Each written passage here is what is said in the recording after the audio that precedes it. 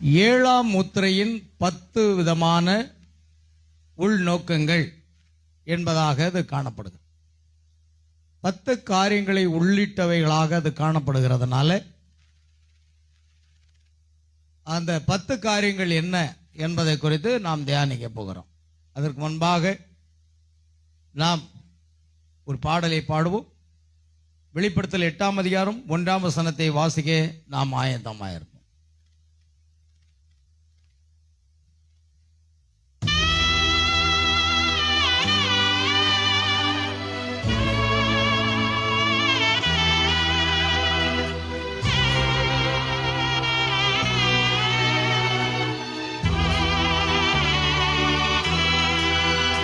நீங்க போதும் ஏசப்பா, உங்க சமூகம் எனக்கப்பா. நீங்க போதும் ஏசப்பா, உங்க சமூகம் எனக்கப்பா.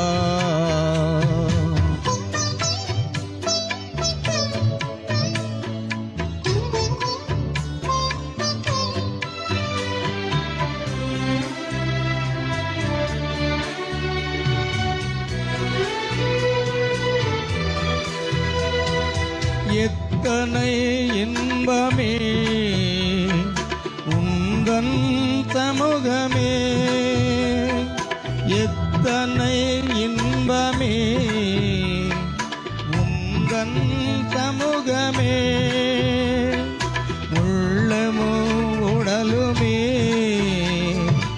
உமக்காயேங்குதே, என் உள்ளமும் உடலுமே உமக்காயேங்குதே. நீங்க போதும் ஏசப்பா, உங்க சமூகம் எனக்கப்பா. நீங்க போதும் ஏசப்பா, உங்க சமூகம் எனக்கப்பா.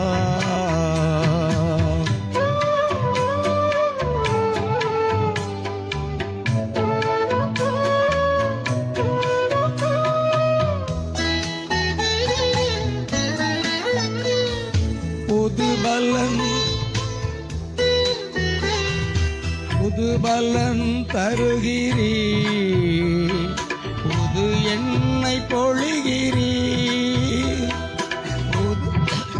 தருகிறீ, புது எண்ணெய் பொழிகிறீ. கனிதரும் மரங்களாய் செழித்தோங்க செய்கிறேன். நான் கனிதரோ மரங்களாய் செழித்தோங்க செய்கிறேன். நீங்க போதும் ஏசப்பா, உங்க சமூகம் எனக்கப்பா. நீங்க போதும் ஏசப்பா, உங்க சமூகம் எனக்கப்பா.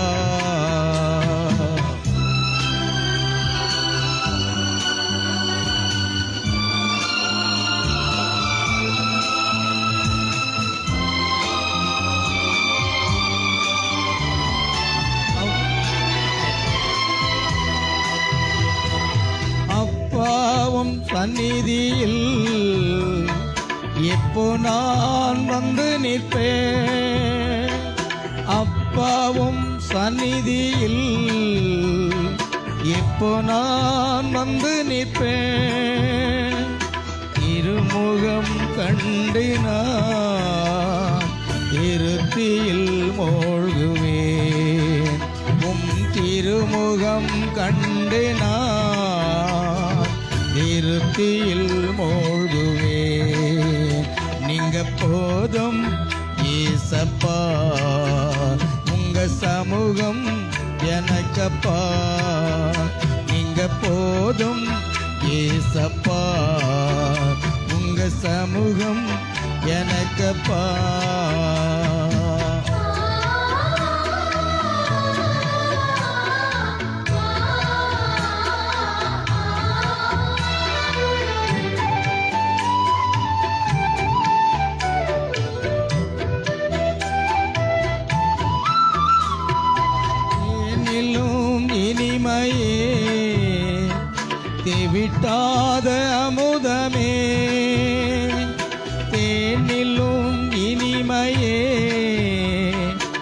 தெவிட்டாத அமுதமே, தேடியும் கிடைக்காது ஒப்பற்ற செல்வமே, நான் தேடியும் கிடைக்காத ஒப்பற்ற செல்வமே, நீங்க போதும் ஏசப்பா, உங்க சமூகம் எனக்கப்பா, நீங்க போதும் ஏசப்பா, உங்க சமூகம் எனக்கப்பா. பரிசுத்த வேதாகமத்திலிருந்து நாம் வாசிக்கக்கூடிய வேதவசனம் வெளிப்படுத்தின விசேஷம் 8ஆம் அதிகாரம் 1வது வசனம்.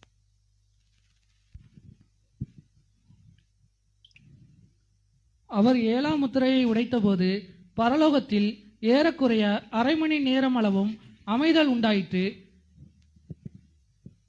அவர் 7ஆம் முத்திரையை உடைத்த பொழுது பரலோகத்தில் ஏறக்குறைய அரை மணி நேரம் அமைதல் உண்டாயிற்று. நம்முடைய செய்தியின் தலைப்பு 7வது முத்திரையின் 10 உள்ளடக்கங்கள். The contents of the 7th seal.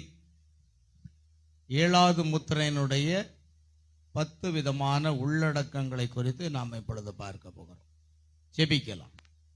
அன்பும் கிருபையும் இரக்கமும் நிறைந்த பரலோக நல்ல பிதாவே, கர்த்தரும் அருமை இரட்சகருமாக இயேசு கிறிஸ்துவே நன்றியோடு துதிக்கிறப்பா. ஆசீர்வதிக்கப்பட்ட அந்த அருமையான உயிர்த்தெழுந்த கால வேளைக்காக ஸ்தோத்திரம். கர்த்தாவே, உம்முடைய நாமம் மகிமைப்படும்படியாக இந்த நாளை எங்களுக்கு ஆசீர்வதித்துக் கொண்டு இருக்கிறீர், அதற்காக நன்றி செலுத்துகிறோம். எங்கள் கர்த்தராக இயேசு கிறிஸ்துவின் நாமத்தில் பாடின பாடல்கள் ஆராதனை வேளையை ஆசீர்வதித்து கொடுத்தீர். வசனம் சொன்ன சிறு குழந்தைகள் ஒவ்வொருவரையும் ஆசீர்வதிப்பீராக. கர்த்தாவே, வாசிக்கப்பட்ட வேத வசனங்களை ஆசீர்வித்து பரிசுத்த ஆவியானவர் அருளினுடைய நாவுகளை பிடித்துக்கொண்டு நீ பேசும்படியாக செபிக்கிறோம். தேவ நாமம் மகிமைப்படட்டும் ஐயா. தேவ கரத்தில் ஒப்புக் கொடுக்கிறோம். கர்த்தர் பொறுப்படுத்தி நடத்தும் ஆசீர்வதியும். கர்த்தருக்கென்று உம்முடைய பிள்ளைகள் கொடுத்த காணிக்கைகள் தசம் வாங்கல் எல்லாவற்றையும் வானத்தின் பலகணிகளை திறந்து இடங்களாமற் போக மட்டும் உம்முடைய ஆசீர்வாதங்களை கட்டளையிட வேண்டுமாய் செபிக்கிறோம் ஐயா. கர்த்தாவே, பேசுகிறவர் நீங்கள் எல்லாம் பரிசுத்த ஆவியானவர் உங்களிருந்து பேசுவார் என்ற வார்த்தையின்படியே பரிசுத்த ஆவியானவர் எங்கிருக்கிற ஒவ்வொருவரையும் அபிஷேகம்படியாக ஜெபிக்கிறோம். விசேஷமாக பேசக்கூடிய அடியானை அபிஷேகித்து அடியனுடைய நாவுகளை பிடித்துக் கொண்டு நீர் பேசுவீராக. அதை கேட்க போகிற உம்முடைய பிள்ளைகளுடைய இருதயங்கள் ஆசீர்வதிக்கப்படுவதாக. சகல துதி கனமகிமை யாவற்றையும் உமக்கு செலுத்துகிறோம். கர்த்தராக இயேசு கிறிஸ்துவின் நாமத்தில் கேட்கிறோம் பிதாவே, ஆமென். நாம் உட்காரலாம். 7வது முத்திரையின் 10 உள்ளடக்கங்கள். 10 விதமான உள்ளடக்கங்களை கொண்டதாக 7வது முத்திரை காணப்படுகிறது. வெளிப்படுத்தின விசேஷம் 6ஆம் அதிகாரத்திலிருந்து ஒவ்வொரு முத்திரையாக உடைக்கப்பட்டு கொண்டு வருகிறது. கடைசியாக 7வது முத்திரை என்பது அது 8ஆம் அதிகாரம் 1வது வசனத்திலே காணப்படுகிறது. அவர் 7ஆம் முத்திரையை உடைத்த போது பரலோகத்தில் ஏறக்குறைய அரை மணி நேரம் அளவும் அமைதல் உண்டாயிற்று. அரை மணி நேரம் என்று சொல்லப்படவில்லை, ஏறக்குறைய அரை மணி நேரம் என்று கூறப்பட்டிருக்கிறது. நாம் எப்பொழுதும் மனதில் வைக்க வேண்டும், அரை மணி நேரம் என்றால் அது அரை மணி நேரம்தான் என்று நாம் கணித்து விடக்கூடாது. கர்த்தருக்கு ஒரு நாள் 1000 வருஷம் போன்றதாக இருக்கும். அதைத்தான் தீர்க்கதரிசி பிரணாமும் இந்த அரை மணி நேரம் என்பது 1000 வருடம் போன்ற நீண்டதொன்றாக இருக்கும் என்று கூறுகிறார். அல்லேலூயா, கர்த்தருக்கு மகிமை உண்டாகட்டும். இப்பொழுது நாம் கவனிக்கலாம். ஆகையால் 7வது முத்திரையினுடைய 3 பகுதிகளாக உள்ளது. மொத்தத்தில் ஒரு 10 பாயிண்ட் நான் பேச போகிறேன். எத்தனைங்க? 10 பாயிண்ட் நம்ம பேச போறோம். 7வது முத்திரையினுடைய அந்த 10 பாயிண்ட்களிலும் முதலாவதாக 7வது முத்திரை 3 பகுதிகளை கொண்டதாக இருக்கிறது. அல்லேலூயா. 7வது முத்திரை என்னவாக இருக்கிறது? 3 பகுதிகளை கொண்டதாக இருக்கிறது. அது என்ன? 1 தெசலோனிக்கேயர் 4ஆம் அதிகாரம் 16வது வசனத்தில் கர்த்தர் தாமே ஆரவாரத்தோடும் பிரதான தூண்டிய சத்தத்தோடும் தேவ எக்காலத்தோடும், ஆரவாரம், சத்தம், எக்காலம், இந்த 3ம் 7ஆம் முத்திரையோடு சம்பந்தப்பட்டதாக இருக்கிறது. நான் ஏற்கனவே சொன்னேன், 7ஆம் முத்திரையின் போது சம்பவிக்க போகிற காரியங்கள் மகத்தானவைகள் என்று தீர்க்கதரிசி சொன்னார். ஆகையால் 7ஆம் முத்திரை என்பது ஏதோ உடைத்து விட்டாய், ஏதோ அரை மணி நேரம் அமைதல் என்று சொல்லிவிடாதீர்கள்.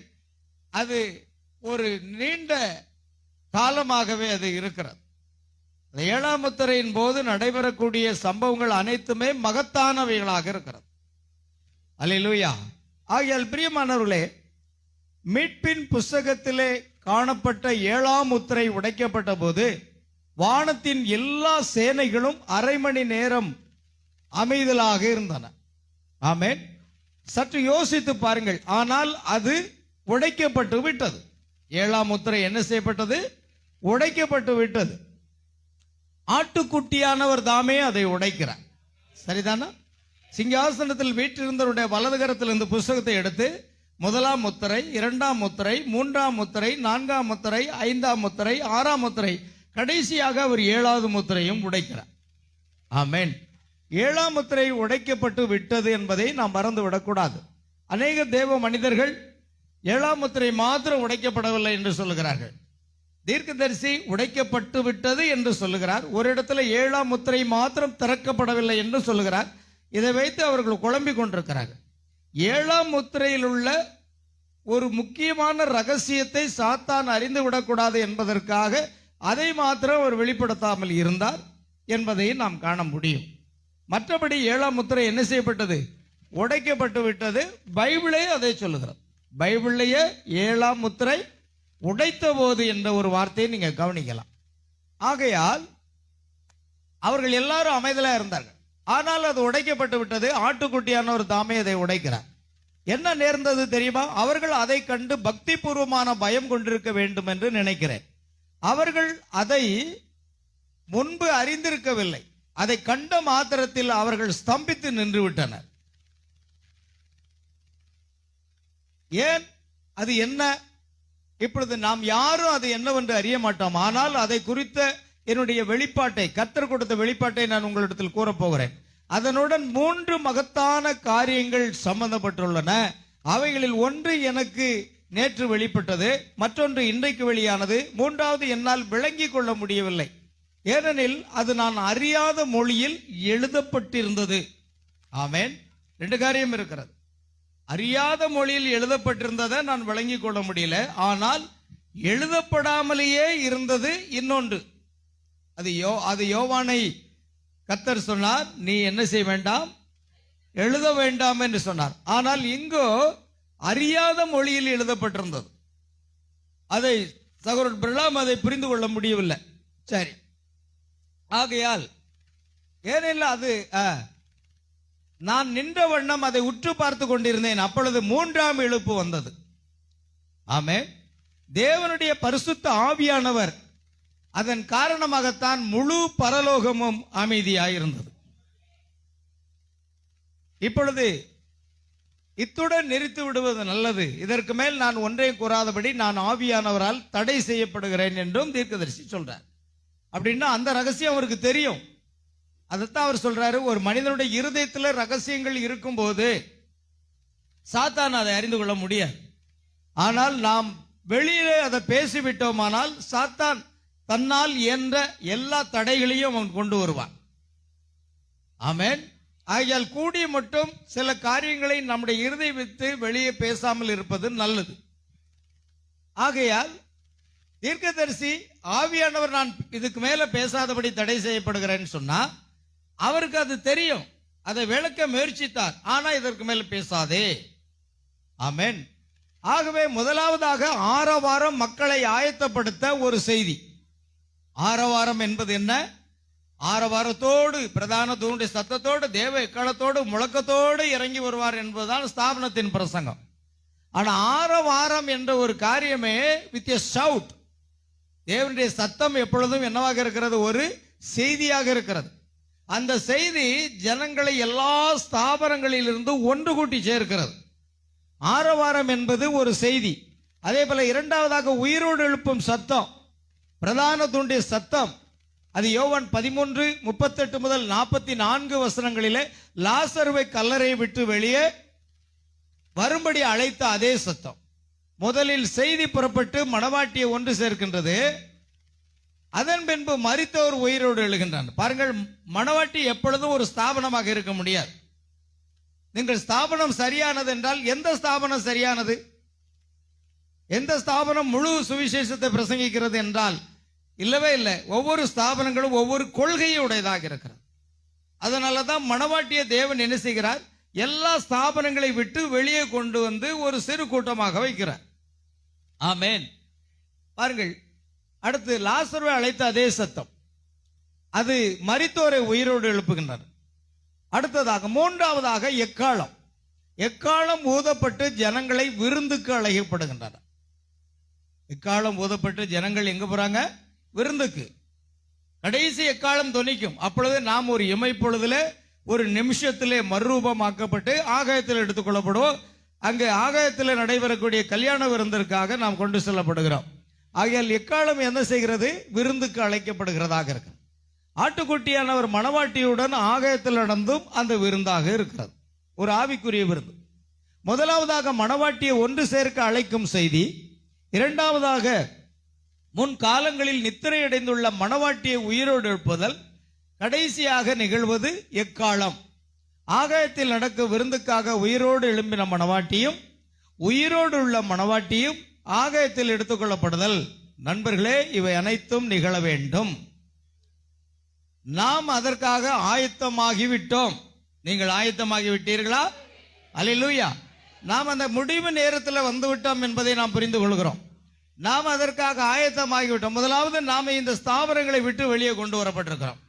ஏனென்றால் வெளிப்படுத்தல் 18:4 கர்த்தருடைய வார்த்தை சொல்லும் பொழுது அங்க என்ன சொல்லப்பட்டிருக்கிறது? என் ஜனங்களே, அவளுடைய பாவத்துக்கு உடன்படாமலும் அவளுக்கு நேரிடும் வாதைகளில் அகப்படாமல் இருக்கும்படிக்கு அவளை விட்டு என்ன செய்யுங்க? வெளியே வாருங்கள். அவள் என்பதும் பைபிள்ல ஸ்திரீ என்று சொல்லப்படுகிறது. சபையை குறிக்கிறது. ஒரு சிறிய நாள் என்ன? ஒரு சபை. ஆகையால் அவளை விட்டு வெளியே வாருங்கள்.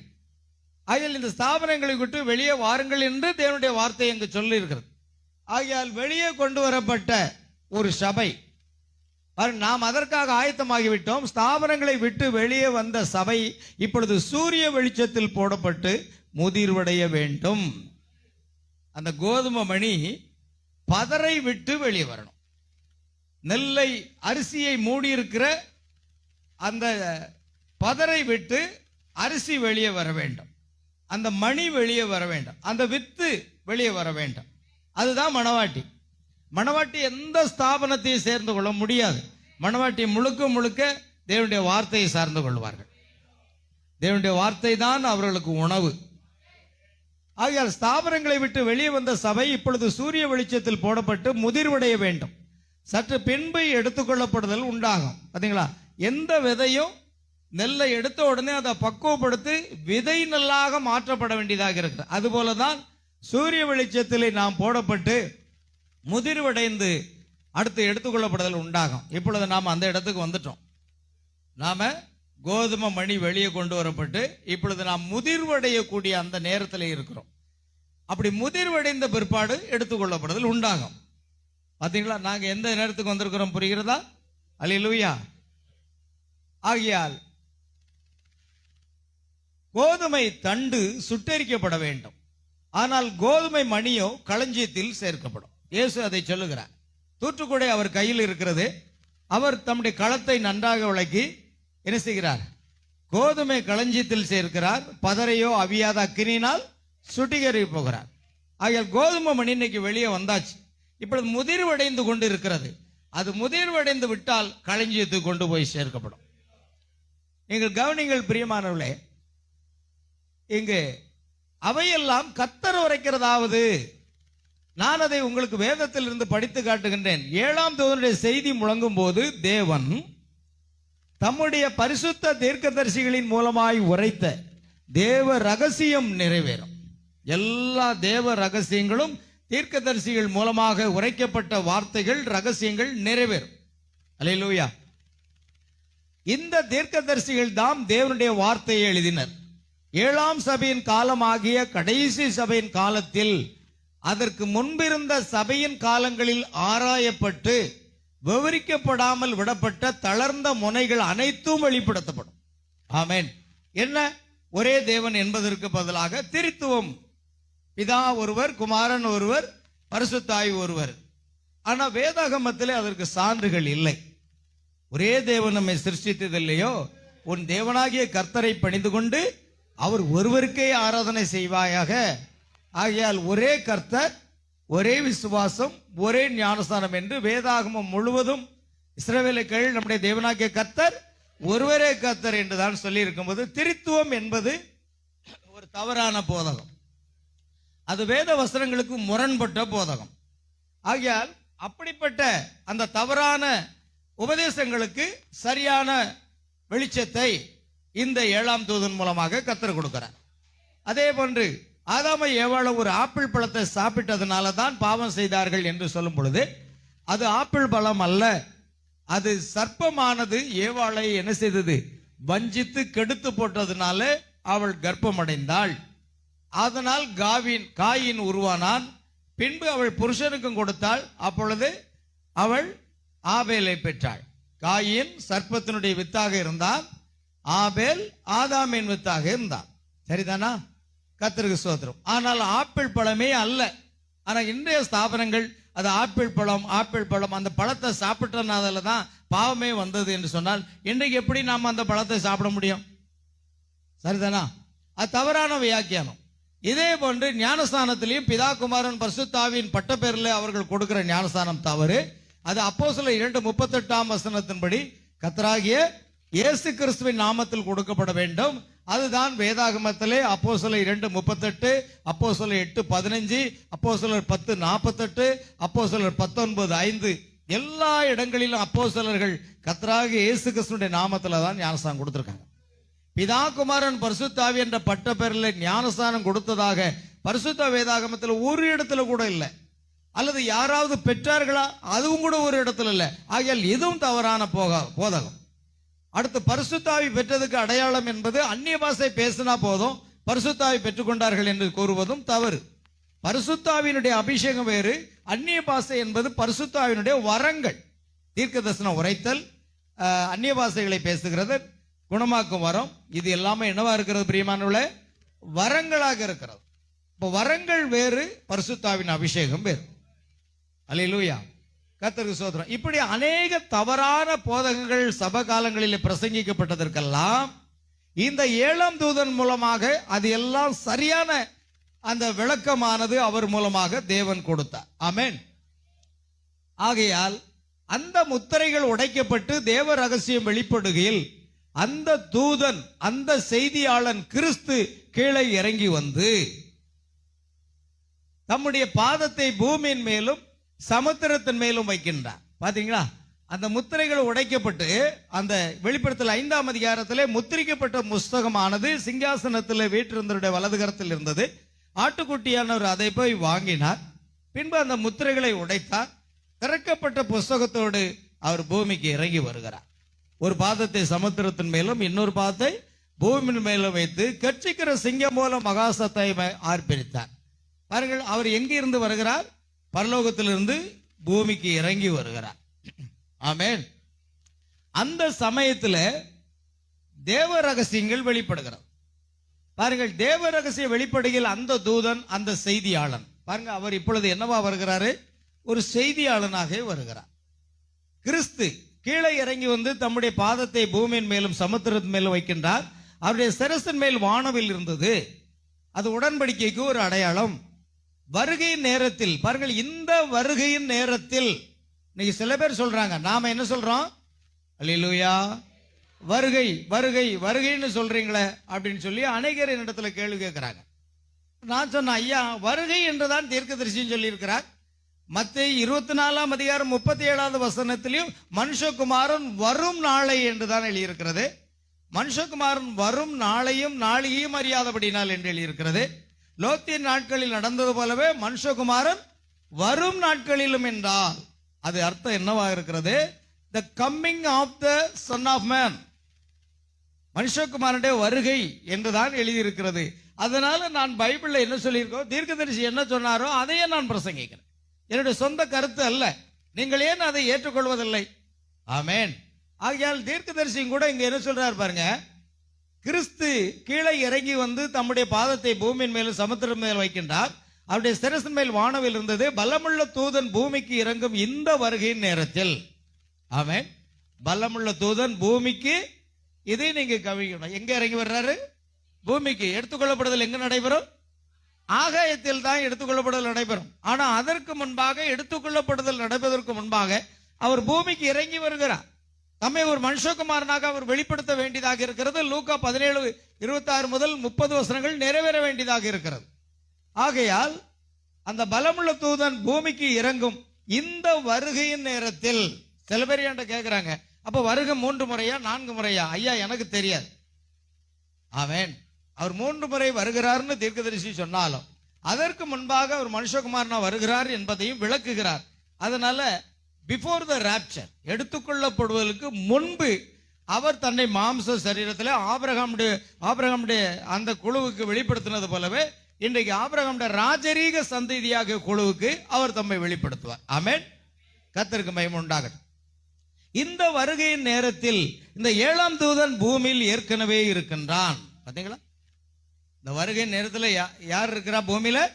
7வது தூதனாகிய வில்லியம் பிரணாம் இருக்கிறார். அப்படியானால் வில்லியம் பிரணாம் இருக்கும் பொழுது இந்த பலமுள்ள தூதனாகிய கிறிஸ்து பூமிக்கு இறங்கி வந்திருக்கிறார். ஆமென். நீங்க எல்லாரும் அதை சொல்றாங்க, அது எப்படி என்று சொல்லுவாங்க. எப்படின்னு நீங்க சொல்லாதவங்க உங்க சொந்த கருத்தை. தேவனுடைய வார்த்தை யாரிடத்திற்கு வருகிறது? தீர்க்கதரிசியினிடத்தில் வருகிறது. ஆக தீர்க்கதரிசியுடைய சொல்ல கேட்காத, சொன்ன யாவையும் விசுவாசிக்க கூடாதபடி புத்தி இல்லாத மந்தை இருதயம் உள்ளவர்களே, லூக்கா 24:25 வசனத்தில் இயேசு கடிந்து கொண்டார். இன்னைக்கு இயேசு இருந்தால் இந்த தீர்க்கதரிசி சொல்ல கேட்காத புத்தி இல்லாத மந்தையர்களே என்று அவர் கடிந்து கொள்ளுவார். ஆமென். நாம் அதை விசுவாசிக்க வேண்டும். வார்த்தை ஒரு போதகரிடத்தில் வருவதில்லை, ஒரு சுவிசேஷகரிடத்தில் வருவதில்லை. வார்த்தை எப்பொழுதுமே தீர்க்கதரிசியின் இடத்தில் வருகிறது. தேவன் தம்முடைய ரகசியத்தை தீர்க்கதரிசிகளுக்கு அறிவிக்காமல் எந்த காரியத்தை செய்ய மாட்டார் என்று ஆமோஸ் 3:7 கூறுகிறது. கவனிக்கட்டும். ஆகையால் யோவான் செய்தியை கொடுத்து கொண்டிருக்கும் போது அதே சமயத்தில் மேசியா வந்ததற்கு இது ஒத்திருக்கிறது. பாருங்க, இதெல்லாம் 7ஆம் முத்திரையின் போது நடைபெறக்கூடிய சம்பவங்கள். இந்த 7ஆம் முத்திரை உடைக்கலன்னா இது எப்படி வெளிப்பட்டுச்சு? இது வெளிப்பட்டிருக்க வாய்ப்பு இல்லையே. 7ஆம் முத்திரை உடைத்த பிற்பாடு தானே இந்த ரகசியங்கள், பலமுள்ள தூதன் இறங்கி வந்த பிற்பாடு தானே இந்த ரகசியங்கள். அநேகர் சொல்லுகிற பலமுள்ள தூதனே வரல, யூதர்களுக்கு தான் அவர் வருவார் என்று அவர் சொல்லுகிறார். ஆனா அதை ஒன்றை புரிந்து கொள்ள வேண்டும். பலமுள்ள தூதன் நமக்கும் மனுஷகுமாரனா வருவார், யூதர்களுக்கும் தம்மை என்ன செய்வார்? மனுஷகுமாரனாக வெளிப்படுத்துவார் என்றுதான் பைபிள்ல இருக்கிறது. ஆமென். அவர் வரலன்னா இந்த ரகசியங்கள் வெளிப்பட்டிருக்க வாய்ப்பே இல்லை. அந்த பலமுள்ள தூதன் திறக்கப்பட்ட புஸ்தகத்தோடு இறங்கி வரும்போதுதான் 7 முத்திரைகள் உடைக்கப்பட்டு நமக்கு ரகசியங்கள் வெளிப்படுத்தப்பட்டிருக்கிறது. இல்லைன்னா 7 முத்திரைகளின் புஸ்தகம் இன்றைக்கு நம்ம கையில வந்திருக்காது இல்லையா? 7 முத்திரையின் புஸ்தகம் என்ன செய்யாது? நம்ம கையில இருக்க வாய்ப்பே இல்லை. ஒலிநடாக்கள் வடிவிலோ பிடிஎஃப்லயோ இன்னைக்கு புஸ்தக வடிவத்திலோ இந்த புஸ்தகம் நமக்கு தரப்பட்டிருக்கிறது. காரணம், அந்த பலமுள்ள தூதன் இறங்கி வந்து முத்திரைகளை உடைத்ததுனாலதான் இந்த ரகசியங்கள் வெளிப்படுத்தப்பட்டு புஸ்தகமாக நமக்கு கிடைக்கப்பெறுகிறது. அல்லேலூயா. கர்த்தருக்கு ஸ்தோத்திரம் உண்டாகட்டும். ஆகையால் பிரியமானவர்களே கவனிக்கணும், மேசியா வந்ததற்கு இது ஒத்திருக்கிறது. பாருங்கள், இங்க நான் திரும்ப சொல்ல ஆசைப்படுகிறேன். யோவான் செய்தியை கொடுத்து கொண்டிருக்கும் போது, ஆமென், யோவான் யோர்தான் நதியில் வந்து மனம் திரும்புங்கள், பரலோக ராஜ்யம் சமீபித்திருக்கிறது என்று பிரசங்கிக்க தொடங்கினான். யோவான் செய்தியை கொடுத்து கொண்டிருக்கும் பொழுது அதே சமயத்தில் மேசியா வந்ததற்கு இது ஒத்திருக்கிறது இல்லையா? அநேகர் ஞானஸ்தானம் பெற்றார்கள். மனம் திரும்புவதற்கு ஏற்ற ஞானஸ்தானம் கொடுங்கள், கனிகளை கொடுங்கள் என்று யோவான் பிரசங்கிக்கிறார். இயேசுவும் அங்கு ஞானஸ்தானம் பெற வருகிறார். வார்த்தை தீர்க்கதரிசியினிடத்தில் வருகிறது. யோவான் ஒரு தீர்க்கதரிசி, வார்த்தையாக கிறிஸ்து அங்கு வருகிறார். அது ஒவ்வொரு காலத்திலையும் அப்படித்தான் நடைபெற வேண்டும். எந்த ஸ்தாபனத்திற்கும் கிறிஸ்து வருவதில்லை, வார்த்தை வருவதில்லை. ஆமென். ஆகையால் மேசியா வந்ததற்கு ஒத்திருக்கிறது. இயேசுவை அறிமுகப்படுத்துவதற்காக தான் முன்குறிக்கப்பட்டவன் என்பதை யோவான் அறிந்திருந்தபடியினால் தான் அவரை காண்பான் என்பது அவருக்கு நன்றாக தெரியும். தான் கிறிஸ்துவை காண்பான் என்று அவனுக்கு நன்றாக தெரியும். அதே போலதான் 7ஆம் தூதனாகிய வில்லியம் பிரணாமும் கிறிஸ்துவை காண்பார் என்பது அவருக்கு நன்றாக தெரியும். ஆமென், அல்லேலூயா. மல்கியா 4ஆம் அதிகாரத்தில் எழுதப்பட்ட வாக்கியங்களின் மூலம் யோவானை போன்ற ஒரு எலியா கடைசி காலத்தில் இருக்க வேண்டும் என்றும் தேவனுடைய வார்த்தை அவனிடத்தில் வரும் என்றும் அவன் பரிசுத்த ஆவியின் மூலமாக தேவ ரகசியம் அனைத்தையும் வெளிப்படுத்தி பிள்ளைகளின் விசுவாசத்தை அப்போஸ்தல பிதாக்களின் விசுவாசத்திற்கு கொண்டு வருவான் என்றும் நாம் அறிவோம். ஸ்தாபனங்களின் காலத்தில் ஆராயப்பட்ட தேவ ரகசியம் யாவையும் அவன் வெளிப்படுத்துகிறான். திரித்துவம் என்பதற்கு பதிலாக ஒரே தேவன், பிதாகுமாரன் பரிசுத்தாவின் பட்ட பெயரில் உள்ள ஞானஸ்தானத்துக்கு பதிலாக கர்த்தராகிய இயேசு கிறிஸ்து நாமத்தினாலே. ஆமென். பரிசுத்தாவி பெற்றதுக்கு அடையாளம் அந்நிய பாஷை அல்ல. பரிசுத்தாவி அந்நிய பாஷை பேசாமலேயே நீங்கள் பரிசுத்தாவி பெற்றுக்கொள்ள முடியும். அந்நிய பாஷை என்பது எல்லா வரங்களிலும் சிறிய ஒரு வரமாக இருக்கிறது. இப்படி அநேக காரியங்களை இந்த தீர்க்கதரிசி மூலமாக தேவ ரகசியங்களை வெளிப்படுத்தி கொடுத்தார். இன்னைக்கு மணவாட்டியை அதை புரிந்து கொள்கிறார்கள். நீங்க மணவாட்டியா இருந்தா உங்களுக்கு புரியும், நீங்க மணவாட்டியா இல்லைன்னா உங்களுக்கு புரியாது, அவ்வளவுதான். ஏன்னா மணவாட்டியை தேவன் எப்பொழுது முன்குறிக்கிறார்? உலக தோற்றத்துக்கு முன்பாக அவன் முன்குறிக்கிறார். சரி, அப்போஸ்தல பிதாக்களின் விசுவாசத்துக்கு கொண்டு வருவான் என்று நாம் அறிவோம். பாருங்கள், நாம் எதற்கு நேராக திருப்பப்பட்டோம்? ஒரு காலத்துல ஆர்சி, சிஎஸ்ஐ, பெந்தகோஸ்தே ஏதோ ஒரு ஸ்தாபனங்களில் இருந்தோம். ஆனா இப்பொழுது அப்போஸ்தலருடைய விசுவாசத்துக்கு நேராக திருப்பப்படுவதற்காக அனுப்பப்பட்ட தீர்க்கதரிசி நம்மை அங்கு கொண்டு செல்கிறார். மறுபடியும் அப்போஸ்தலருடைய உபதேசம், ஒரே கர்த்தர், ஒரே விசுவாசம், ஒரே ஞானஸ்தானம், ஒரே தேவன். ஆமென். மறுபடியும் அந்த உண்மையான ஞானஸ்தானமாகிய கர்த்தராகிய இயேசு கிறிஸ்துவினுடைய நாமத்திலே ஆதி அப்போஸ்தலர்கள் பெந்தகோஸ்தே என்னும் நாளிலே பரிசுத்த ஆவியை பெற்ற பொழுது அவர்கள் பேதுரு பிரசங்கிக்கிறார். ஆமென்.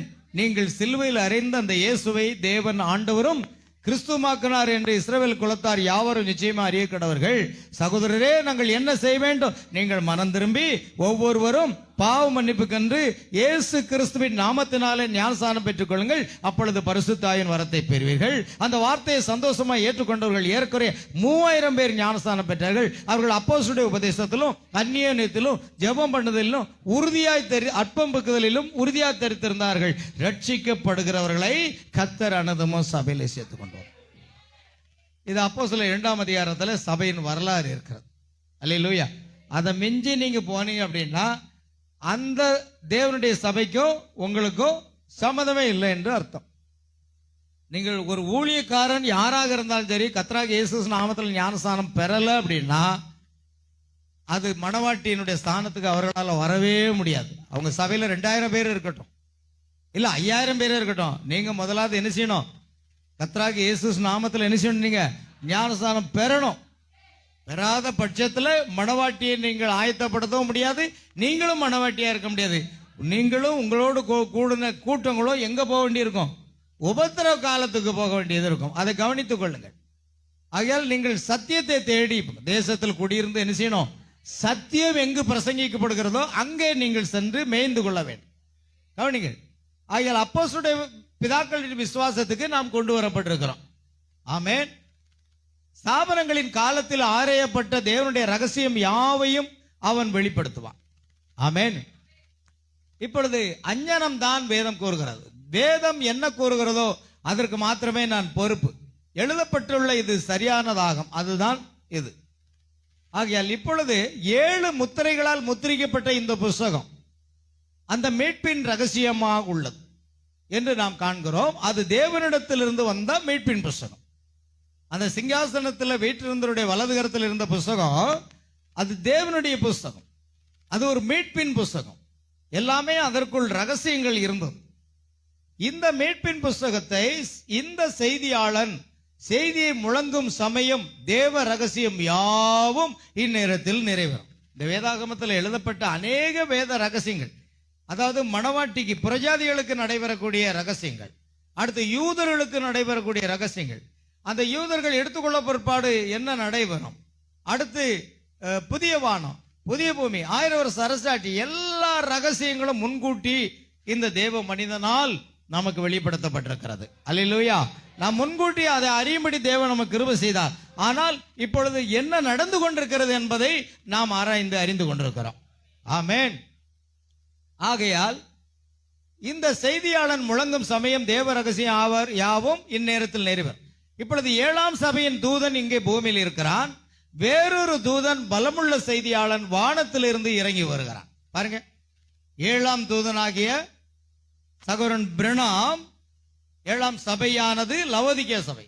அந்த தூதனாகிய அந்த செய்தியாளன் பூமியில் என்ன செய்கிறார்? பிரசங்கித்துக் கொண்டிருக்கிறார். அந்த சமயத்திலே ஒரு தூதன் எங்கிருந்து வருகிறார்? பரலோகத்திலிருந்து இறங்கி வர்றாரா? பரலோகத்திலிருந்து ஒரு தூதன் இறங்கி வருகிறார். அது பலமுள்ள ஒரு தூதன். வேறொரு தூதன் பலமுள்ள செய்தியாளர், the another mighty angel. அல்லேலூயா. பாருங்க, வானத்திலிருந்து இறங்கி வருகிறார். இந்த தூதன் பூமிக்குரிய தூதன் செய்தியாளன் ஆவான்.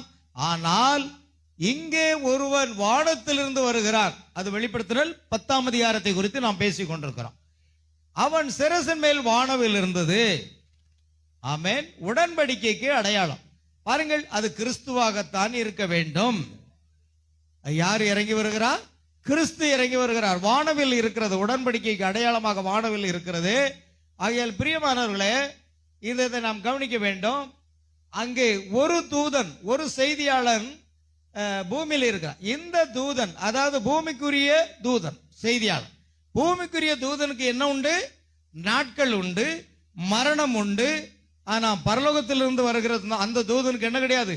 நாட்கள் கிடையாது, காலம் கிடையாது, மரணம் கிடையாது. ஆமென். இந்த தூதன் 7ஆம் சபையினுடைய செய்தியாளனாகிய வில்லியம் பிரணாம். அவர் இங்கு தேவனுடைய வார்த்தையை பிரசங்கித்துக் கொண்டிருக்கும் பொழுது பரலோகத்திலிருந்து ஒரு தூதன் வருகிறார். பாருங்கள், அதனாலதான் நாம அந்த தூதன் என்ன சொல்கிறார்? இனி காலம் செல்லாது. வெளிப்படுத்தல் 10ஆம் அதிகாரம் 6வது வசனத்தை நம்ம வாசிக்கிறோம். இனி காலம் செல்லாது, இனி காலம் செல்லாது. ஆனாலும் தேவன் தம்முடைய ஊழியக்காரராகிய தீர்க்கதரிசிகளுக்கு சுவிசேஷமாய் அறிவித்தபடி 7ஆம் தூதனுடைய சத்தத்தின் நாட்களிலே அவன் எக்காலம் ஊத போகிற போது தேவ ரகசியம் நிறைவேறும் என்று. பாருங்க, இனி காலம் செல்லாது. யார் அறிவிக்கிறார்? அந்த பலமுள்ள தூதன் அறிவிக்கிறார். இனி காலம் செல்லாது.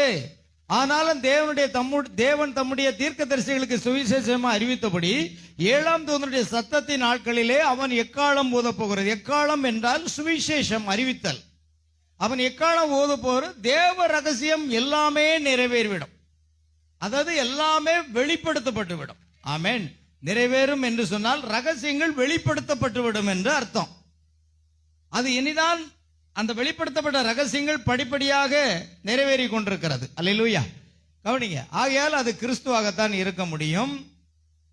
பரிந்து பேசும் செயலில் ஈடுபட்டிருந்த ஆட்டுக்குட்டியானவர் இயேசு கிறிஸ்து நம்முடைய பாவங்களுக்காக சிலுவையில் அறையப்பட்டு மரித்து அடக்கம் பண்ணப்பட்டு உயிர்த்தெழுந்தார். தேவனுடைய வலது பாரசத்தில் வீற்றிருந்து நமக்காக அவர் என்ன செய்து கொண்டிருந்தாராம்? பரிந்து பேசிக் கொண்டிருந்தார். நமக்காக அவர் பரிந்து பேசிக் கொண்டிருந்தார். ஆனா இப்பொழுதோ பரிந்து பேசும் அந்த செயலில் ஈடுபட்டிருந்த ஆட்டுக்குட்டியானவர் தம்மால் மீட்கப்பட்டவர்களை உரிமை கோரி மகிமையில் இருந்து புறப்பட்டு வந்தார். ஆமென். அல்லேலூயா. தம்மால் மீட்கப்பட்டவர்கள் முதலாவது வருகையிலே இயேசு தம்முடைய விலையேறப்பட்ட இரத்தத்தை சிந்தி நம்மை மீட்டுக் கொண்டார். நம்முடைய பெயர்கள் எல்லாம் ஜீவ புஸ்தகத்தில் எழுதப்பட்டிருந்தது. ஆகையால் யாருடைய பெயரெல்லாம் ஜீவ புஸ்தகத்தில் எழுதப்பட்டிருந்ததோ அந்த பெயர்களை உடையவர்களுக்காக அவர் என்ன செய்கிறார்? பரிந்து பேசிக் கொண்டிருந்தார். ஆமென். அந்த ஊழியத்தை முடித்துவிட்டு அவர் கீழே இறங்கி வருகிறார். ஆமென். கவனிக்கணும். எப்பொழுது இறங்கி வருகிறார்? 7ஆம் தூதன் பூமியிலே செய்தி அளித்துக் கொண்டிருந்த பொழுது, 7ஆம் தூதனாகிய வில்லியம் பிரணாம் இந்த பூமியிலே செய்தி அளித்துக் கொண்டிருக்கும் பொழுது அந்த பலமுள்ள தூதனாகிய கிறிஸ்து 1963ஆம் வருடம் பிப்ரவரி மாதம் 28வது நாளிலே அவர் இறங்கி வருகிறார். அல்லேலூயா. ஆமென். பிரியமானவர்களே, அதை நாம் கவனிக்க வேண்டும். கர்த்தருக்கு ஸ்தோத்திரம் உண்டாகட்டும். அந்த புகைப்படமானது இப்பொழுது அகற்றப்பட்டு வைத்திருக்கிறது. ஆனாலும் கர்த்தருடைய கிருபையினாலே நான் ஒரு படத்தை காண்பிக்கிறேன். பாருங்கள், இதுதான் அது. தெரிகிறதா? 1963 வருடம் பிப்ரவரி மாதம் 28வது நாள் கர்த்தர் தாமே வானத்திலிருந்து இறங்கி வந்ததை விஞ்ஞானிகள், புகைப்பட கலைஞர்கள் புகைப்படம் எடுத்து விஞ்ஞானிகள் ஆராய்ந்து பார்த்து இது இயற்கைக்கு மேம்பட்ட மேகம் என்று அநேக பத்திரிகைகளில் அந்த செய்தி வெளியானது. 1963 வருடம் நடந்தது. இது பாருங்கள், கிட்டத்தட்ட இயேசு கிறிஸ்துனுடைய தலையை போன்று அது காட்சி அளிக்கிறது. அதை ஒரிஜினல் அந்த புகைப்படத்தில் பார்ப்போமானால் அதில் கண்கள் இருக்கின்றதா, மூக்கு இருக்கிறது, வாய் போன்ற காரியம் இருக்கிறது.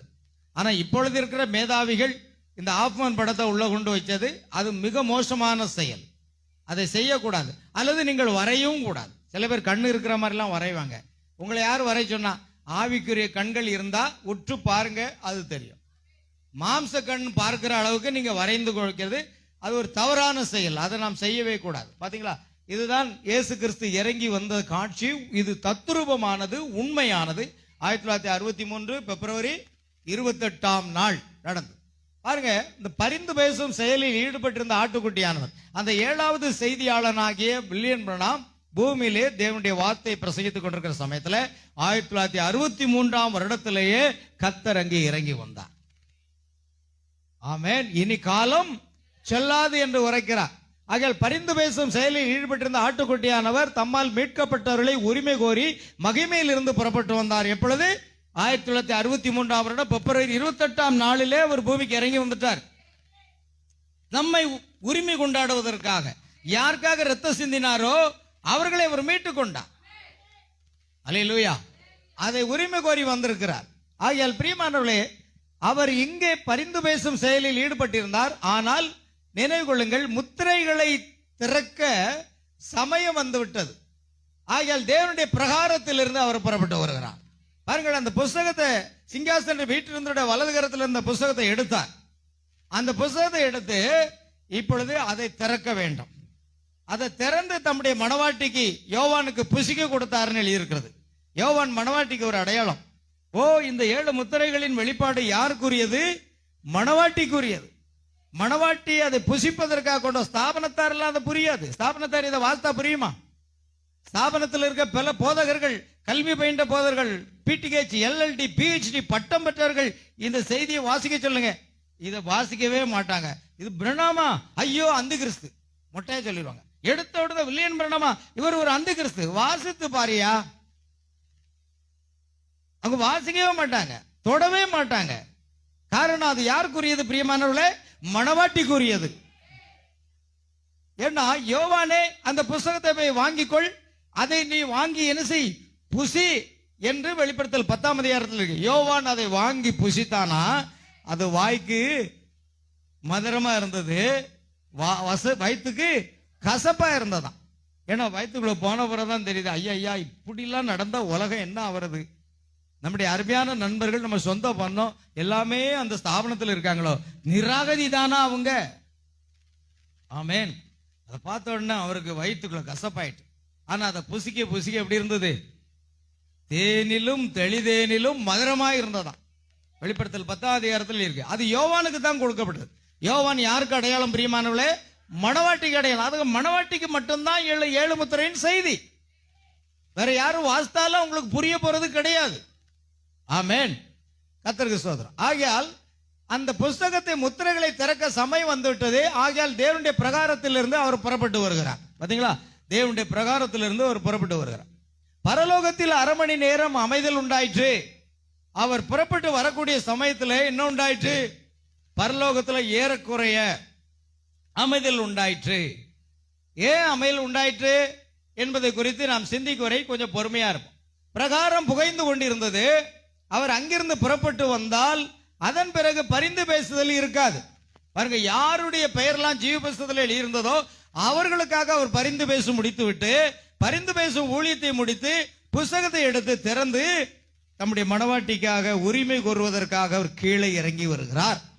அப்பொழுது பரலோகத்தில் என்ன உண்டாயிற்று? அமைதல் உண்டாயிற்று. அங்கு ஏன் அமைதல் உண்டாயிற்று? அவர் அங்கிருந்து புறப்பட்டு வந்தால் அதன் பிறகு பரிந்து பேசுதல் இருக்காது. அந்த பரிந்து பேசுதல் என்ற ஊழியத்தை அவர் முடித்து விட்டு கீழே இறங்கி வருகிறார். ஆமென். பலியானது அங்கிருந்து புறப்பட்டு வந்துவிட்டால் அது ஒரு நியாயாசனமாக மாறிவிடுகிறது. ஓ, கிருபாசனம் நியாயாசனமாக மாறும் பொழுது தேவ கோபம் இந்த உலகத்தின் மீது விழுகிறது. எனக்கு ஆங்காங்கே பாருங்க, பருவம் தவறி மழை பெய்கிறது, பருவம் தவறி வெயில் அடிக்கிறது. இத்தனை ஆண்டு காலமாக இவ்வளவு வெயில் நமக்கு அடித்ததில்லை, 110 டிகிரி. ஆமென். பருவ காலங்களில் மழை பெய்கிறது இல்லை. அதே போல அந்த வெயில் அடிக்கிறதும் எந்த சமயம்னு சொல்ல முடியல. பருவம் நிலைகள் மாறிவிட்டது. காரணம், இன்னைக்கு விஞ்ஞானிகள் கண்டுபிடித்திருக்கிறார்கள், El Nino La Nina, El Nino La Nina என்று சொல்லுகிற 2 பருவநிலை மாற்றங்க காரணிகள் தான் இதையெல்லாம் செய்கிறது.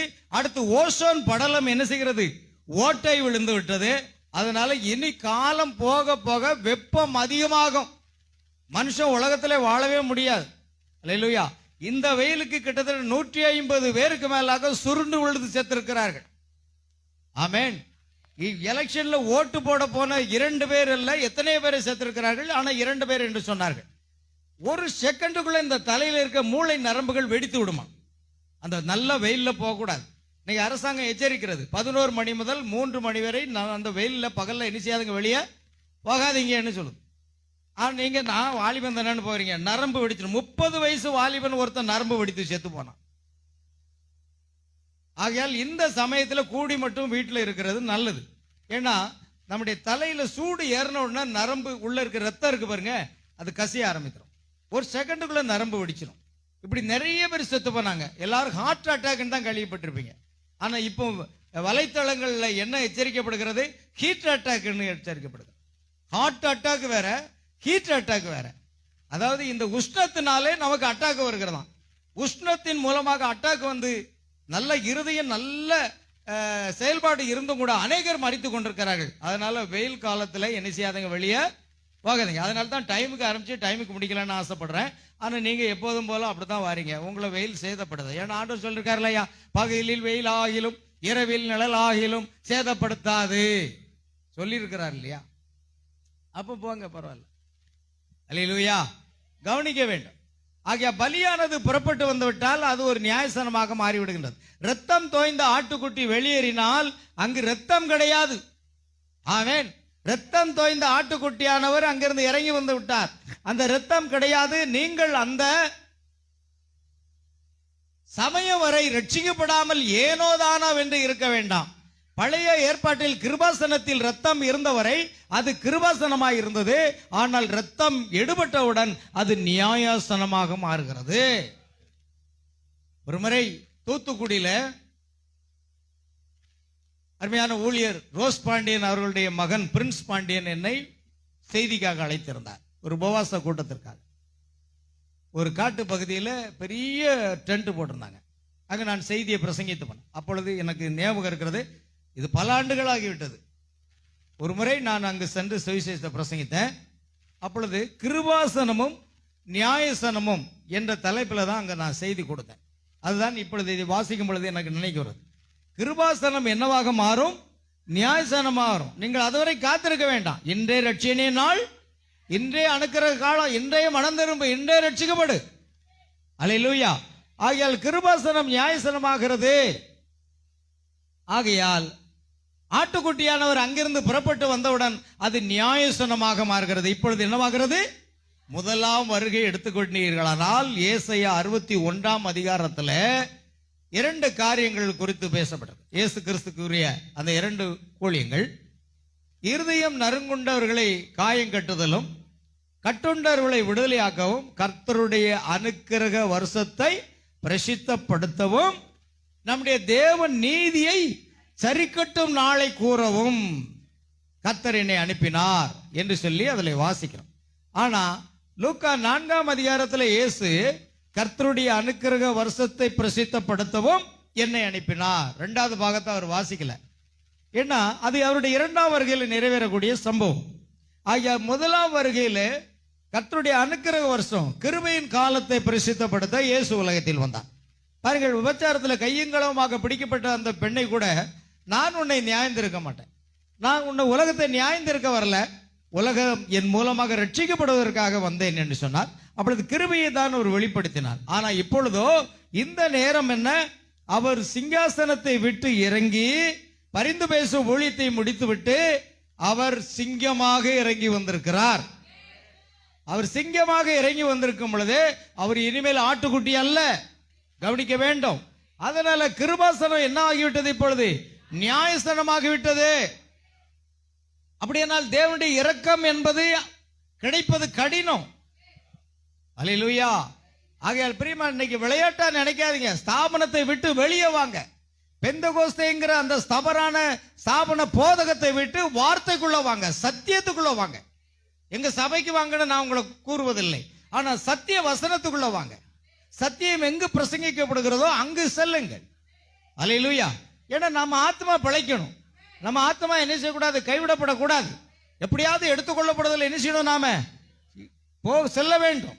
அதுதான் நம்முடைய கிறிஸ்துவ வாழ்க்கை. வெறுமனே கிறிஸ்துவ வாழ்க்கை ஏதோ ஒரு சபையை சார்ந்து கொள்வதனால் உங்கள் ஆத்மாவை தயவுசெய்து எடுத்து போடாதீங்க பிரியமானவர்களை, கவனிக்க வேண்டும். ஆகிய ஆட்டுக்குட்டியானவர் அங்கிருந்து புறப்பட்டு வந்தவுடன் அது நியாயசனமாக மாறுகிறது. பலமுள்ள தூதன் பூமியில் நின்று இனி காலம் செல்லாது என்று சொல்லும் தருணம் தான் அது. பலமுள்ள தூதன் பூமிக்கு வந்துட்டார். ஆமென். பூமியில வந்து இனி காலம் செல்லாது என்று அவர் உரைக்கிறார். நாம் முத்திரைகளை அணுகும் வரை பொறுத்திருங்கள். அரை மணி நேர அமைதல், அந்த அரை மணி வரையில் அரை அமைதல் உண்டான போது என்ன சம்பவித்தது? அவர் தமக்கு சொந்தமானவர்களை உரிமையாக்கி கொள்ள இப்பொழுது புறப்பட்டு வருகிறார். அல்லேலூயா. பாருங்கள், என்ன அவர்களை உரிமை ஆக்கி கொள்ள அவர் புறப்பட்டு வருகிறார். இப்பொழுது அவர் மீட்கும் இனத்தானின் உத்தியோகத்தை நிறைவேற்றி முடித்து விட்டார். பாத்தீங்களா, அந்த மீட்கும் இனத்தானின் உத்தியோகத்தை, அந்த ஊழியத்தை விட்டு, பரிந்து பேசும் ஊழியத்தை விட்டு அவர் இறங்கி வந்து விட்டார். ஆமென். அவர் இறங்கி வந்தார், மனிதனானார், மரித்தார். அவர் மீட்பின் உத்தியோகத்தை முடித்து விட்டாலும் இன்னும் தமக்கு சேர வேண்டியவர்களை உரிமையாக்கி கொள்ள இன்னும் அழைக்கப்படவில்லை. இப்பொழுது உரிமைகளை பெற்றுக்கொள்ள அவர் காட்சியில் வருகிறார். ஆமென். என்ன, அதற்காகத்தான் அவர் கொல்லப்பட்டார். மனிதனுக்கு பதிலாக மரித்து அவனை மீட்பதற்கென்று அவனுடைய இனத்தானாக அவர் மனித ரூபம் கொண்டார். பாருங்கள், அவருடைய இனத்தானாக இருக்கிற இனத்தான் மீட்பனாக. அது போவாசனுடைய கதை. போவாசனுடைய அந்த ஸ்டோரிக்கு போனீங்கன்னா அது உங்களுக்கு புரியும். இனத்தான் மீட்பர். ஆகையால் மனித இனத்துக்காக அவரே மனிதனானார், மனித ரூபம் கொண்டார். மூப்பன் அவரை சிங்கம் என்று அழைத்தது சரியே. மூப்பன் அவரை சிங்கம் என்று அழைத்தான். ஏனெனில் அவர் இரத்தம் தோய்ந்த ஆட்டுக்குட்டியானவராக பரிந்து பேசும் உத்தியோகத்தை செய்து கொண்டு வந்தார். ஆனால் இப்பொழுதோ ஒரு சிங்கமாக. அல்லேலூயா. இப்பொழுது அவர் என்னவா இருக்கிறாரு? சிங்கமாக இருக்கிறார். கவனிங்க, ஆட்டுக்குட்டியில நீங்க தோல்ல கூட சரியலாம், அல்லது ஆட்டுக்குட்டியின் மேல படுக்கலாம், அல்லது ஆட்டுக்குட்டி உங்கள் மடியில் போட்டுக்கலாம். ஆனா சிங்கம் என்றால் அது அதாவது உலகத்துல காடுகளின் ராஜா யாருதான்? சிங்கம் தான்.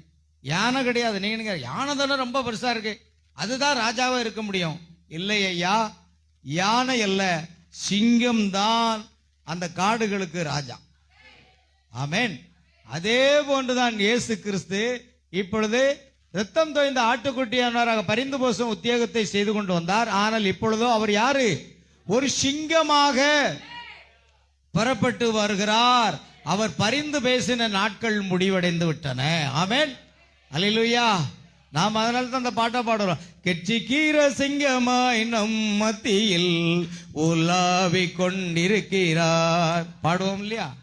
இந்த ஃபேவரட் சாங், நம்முடைய சர்ச்சினுடைய ஃபேவரட் சாங். அங்கேயும் திருவாரூர்ல போய் அந்த பாட்டை பாடினேன். ஏன்னா இதுல அவ்வளவு கருத்து இருக்கிறது. அல்லேலூயா. அந்த பாடல்ல.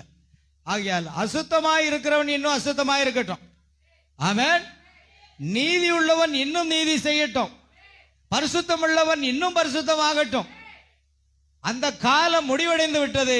ஓ சகோதரனே, அதன் பின்பு என்ன? அதன் பின்பு என்ன? இது 7ஆம் சபையின் காலத்தில் நிகழ்கிறது. பாத்தீங்களா, இது எப்பொழுது நடக்கிறது? 7ஆம் சபையின் கால முடிவு நேரத்தில் இந்த சம்பவங்கள் நடைபெறுகிறது. ஆமென். அப்பொழுது தேவ ரகசியம் யாவும் வெளிப்படும். ஞாபகம் கொள்ளுங்கள், 7வது சபையின் காலத்தில் தேவனுடைய ரகசியங்கள் யாவும் திறக்கப்படும் பொழுது அது வருகின்றது. இப்பொழுது கூர்ந்து கவனிங்கள், இதை நீங்கள் அறிந்து கொள்ள வேண்டும். இப்பொழுது அவர் மத்தியஸ்த ஊழியத்தை செய்து விசுவாசிக்காக பரிந்து பேசிக் கொண்டிருந்தார். பாருங்க, இயேசு கிறிஸ்து தான் யாருங்க? இயேசு கிறிஸ்து தான் யாருங்க? மத்தியஸ்தர். அல்லேலூயா. அவர் தான் மத்தியஸ்தர். தேவனுக்கும் மனிதனுக்கும் மத்தியஸ்தர் ஒருவரே. மரியாள் அல்ல. மரியாளை எங்களுக்காக வேண்டிக் கொள்ளும், அந்தோனியாரை வேண்டிக் கொள்ளும், சவரியாரை வேண்டிக் கொள்ளும் அப்படின்னா அது செல்லவே செல்லாது. யாரும் உங்களுக்காக வேண்ட போறதில்லை. நீங்க வேண்டாம் வேண்டிக் கொள்ளும் சொல்லலாம். ஆனா மரியாள் என்னைக்கா உங்களுக்காக வேண்ட முடியுமா? முடியவே முடியாது. அந்தோனியாரையும் வேண்ட மாட்டாங்க, சவரியாரும் வேண்ட மாட்டாங்க. நமக்கு யாரு? தேவனுக்கும் மனிதனுக்கும் மத்தியஸ்தர் யாருங்க? கர்த்தராகிய இயேசு கிறிஸ்து ஒருவர் தான். பைபிள்ல இருக்கு, தீமோத்தேயு புத்தகத்துல வாசித்து பாருங்க, தெரியும். ஒரே வருதான். ஆகையால் இப்பொழுது அந்த மத்தியஸ்த ஊழியத்தை செய்து விசுவாசிக்காக பரிந்து பேசிக் கொண்டிருந்தார். 2000 வருட காலமாக அவர் ஆட்டுக்குட்டியானவராக அங்கு வீற்றிருந்தார். ஆனால் இப்பொழுது உரிமை பத்திரம் கொண்ட புஸ்தகத்தை வாங்கி அவர் முத்திரைகளை உடைத்து அதனுள் காணப்படும் தேவ ரகசியங்களை வெளிப்படுத்த அவர் நித்தியத்திலிருந்து புறப்பட்டு வருகிறார். ஆமென். எப்பொழுது வருகிறார்? இந்த 7ஆம் சபையின் காலத்தின் முடிவில் அவர் இறங்கி வருகிறாரா? வந்து விட்டாரா? வந்து விட்டார். வருகிறார் அல்ல, அவர் ஏற்கனவே இங்கு இருக்கிறார். தீர்க்கதரிசி சொல்லுகிறார், அவர் வருகிறார் என்றல்ல, அவர் ஏற்கனவே இங்கே இருக்கிறார். இந்த ஸ்தாபனத்துக்காரங்களுக்கு யாருக்காவது தெரியுமா கர்த்தர் இப்பொழுது இறங்கி வந்திருக்கிறார் என்றால் தெரியுமா? உங்கள் பாஸ்டர்மார்களுக்கு தெரியுமா? உங்கள் ரெவரண்டுமார்களுக்கு தெரியுமா? உங்கள் பிஷப்மார்களுக்கு தெரியுமா? உங்கள் போப்புக்கு தான் தெரியுமா? ஒருவருக்கும் தெரியாது. ஆனா அவர்கள் செய்கிறார்கள், நாங்க ஊழியம் செய்கிறோம், நாங்க ஊழியம் செய்யறோம், நாங்க ஊழியம் செய்யறோங்க. ஐயா, உங்க ஊழியம் எல்லாம் வீணா போக போறது. காலத்தை அதன் செய்தியை அறிந்து இந்த செய்தியை நீங்க கொண்டு போகல அப்படின்னா உங்க ஊழியம் விரயமாகி போய்விடும், ஒன்றுக்கும் இல்லாமல். தேவன் அதை கணக்கிலே எடுக்க மாட்டார். ஆமென். அதுதான் நீங்க கவனிக்க வேண்டும். ஆகையால் அவர் முத்திரைகளை உடைத்து அதனுள் காணப்படும் தேவ ரகசியங்களை வெளிப்படுத்த அவர் நித்தியத்தில் இருந்து புறப்பட்டு வருகிறார். அது கடைசி காலத்தில். ஆனால் மத்தியஸ்தர் பரிந்து பேசும் ஊழியம் முடிந்த பிற்பாடு சிங்கமாக புறப்பட்டு வருகிறார். இப்பொழுது அவர் என்னவாக வருகிறார் பிரியமானவர்களே? சிங்கமாக. யூதா கோத்திரத்து சிங்கம். அவர் சிங்கமாக இறங்கி வருகிறார். கவனிக்க வேண்டும். யோவான் அவரை சிங்கம் என்று அவர் சிங்கம் என்று மூப்பன் கூறினார். அவர் புறப்பட்டு வருகிறார். அவரை கவனியுங்கள். அவர் புஸ்தகத்தை எடுத்து தேவ ரகசியங்கள் யாவையும் வெளிப்படுத்த புறப்பட்டு வருகிறார். இத்தேவ ரகசியங்கள் என்னவாய் இருக்கும் என்று ஸ்தாபனத்தார் சபையின் காலங்களில் அனுமானித்து கொண்டுதான் வந்துள்ளனர். அதை அனுமானித்தாங்க, தவறான வியாக்கியானம் பண்ணாங்க. ஆனா எந்த ஒரு ஸ்தாபன போதகர்களும் இந்த வெளிப்படுத்தின விசேஷத்துக்கு சரியான வியாக்கியானத்தை கொடுத்ததே கிடையாது. எல்லாமே வேதத்துக்கு முரண்பாடாக இருக்கிறது. ஆனா இங்க இருக்கிற இந்த செய்தி புஸ்தகத்தை வாசித்து பாருங்க, அது வேதத்தோடு பொருந்தும். ஆமென். அல்லேலூயா. அதெல்லாம் அவர்கள் ஆராய்ந்து பார்த்தார்கள். ஏன்னா தானியேல் புஸ்தகத்தில் இருக்கிற தானியேல் தீர்க்கதரிசி புஸ்தகத்தில் அவர்கள் அங்கும் இங்கும் ஓடி ஆராய்ந்து பார்ப்பார்கள் என்று எழுதியிருக்கிறது. ஆனா கடைசி காலம் வரைக்கும் அதை புதைபொருளாக வைத்து வை. 7ஆம் தூதனுடைய சத்தத்தின் நாட்கள்ல தான் அந்த ரகசியம் நிறைவேறும். அது வரைக்கும் புதைபொருளா வைக்க வேண்டும் என்று தானியேல் இடத்திலேயும் கர்த்தர் சொன்னார். அல்லேலூயா. அதனால எந்த ஒரு போதகர்களும் எந்த கல்வி PhD பட்டம் பெற்றிருந்தாலும் அவர்கள் அதுக்கணும். ஆனால் இப்பொழுது இந்த கடைசி முத்திரையில் இருந்து அவர் வருகிறார். பாருங்க, கடைசி முத்திரை என்ன? எந்த முத்திரை? 7வது முத்திரை. கடைசி முத்திரை 7வது முத்திரை. இதை யோசிக்கிறீங்க சொல்றதுக்கு. கடைசி முத்திரை என்ன முத்திரைங்க? 7வது முத்திரை. அந்த 7வது முத்திரையிலிருந்து அவர் வருகிறார். அதன் பின்பு அவர் ஒருவரும் மத்தியஸ்தர் அல்ல. ஆமென். அவர் ராஜாவாக வருகிறார். ஆமென். அவர் என்னவாக வருகிறார் பிரியமானவர்களே? அவர் ராஜாதி ராஜா. அவர் ராஜாவாக வருகிறார். அவர் என்ன செய்கிறார்? அவர் அரசனானால் அவருக்கு பிரஜைகள் இருக்க வேண்டும். அவரால் மீட்கப்பட்டவர்கள் தான் அவருடைய பிரஜைகள். இயேசு கிறிஸ்துவினால மீட்கப்பட்டவர்கள் தான் அவருடைய பிரஜைகளாக இருக்கிறார்கள். அவர் தாம் மீட்டு கொண்டவர்களின் மேல் உரிமையை பெற்றுக் கொள்ளும் வரை அவர்கள் அவர் முன்னிலையில் வர முடியாது. ஆமென். இப்பொழுதோ அவர் மத்தியஸ்த உத்தேகத்தை விட்டு உரிமைகளுடன் அவர் வருகிறார். ஆமென். அவர் மத்தியஸ்தராய் இருந்தபோது மரணம் நம்மை கல்லறைக்குள் வைத்திருந்தது. ஆமென். கர்த்தருடைய வருகை மட்டும் உயிரோடு இருக்கிறவர்கள் நித்திரை அடைந்தவர்களுக்கு முந்திக் கொள்வதில்லை. ஏனெனில் கடைசி எக்காலத்தில் தேவ எக்காலம் முழங்கும். கடைசி முத்திரை உடைக்கப்பட்டிருக்கும் பொழுது 7ஆம் தூதன் தன் செய்தியை அளிக்கும் பொழுது கடைசி எக்காலம் முழங்கும். கிறிஸ்துக்கள் மரித்தவர்கள் எழுந்திருப்பார்கள். பாருங்க, கடைசி எக்காலம் எப்போ முழங்குமா? 7ஆம். அந்த பாயிண்ட மட்டும் நான் திரும்ப சொல்றேன், சில பேர் இன்னும் குழப்புறாங்க. ஏன்னா ஆரவாரம், சத்தம், பிரதான தூண்டிய சத்தம், தேவ எக்காலம், இதெல்லாம் எப்பொழுது நடக்கிற ஊழியங்கள்? 7ஆம் முத்திரையின் போது நடைபெறுகிற ஊழியங்கள். இந்த ஊழியங்கள் தான் இப்பொழுது நடைபெற்று கொண்டு இருக்கிறது. அதனால ஆரவாரம் ஒரு செய்தி, பிரதான தூண்டிய செய்தி, மரித்தோர் உயிரோடு எழுப்பும் செய்தி, தேவ எக்காலம் நம்மை இமைப்பொழுதிலே மறுரூபமாக செய்கிறது.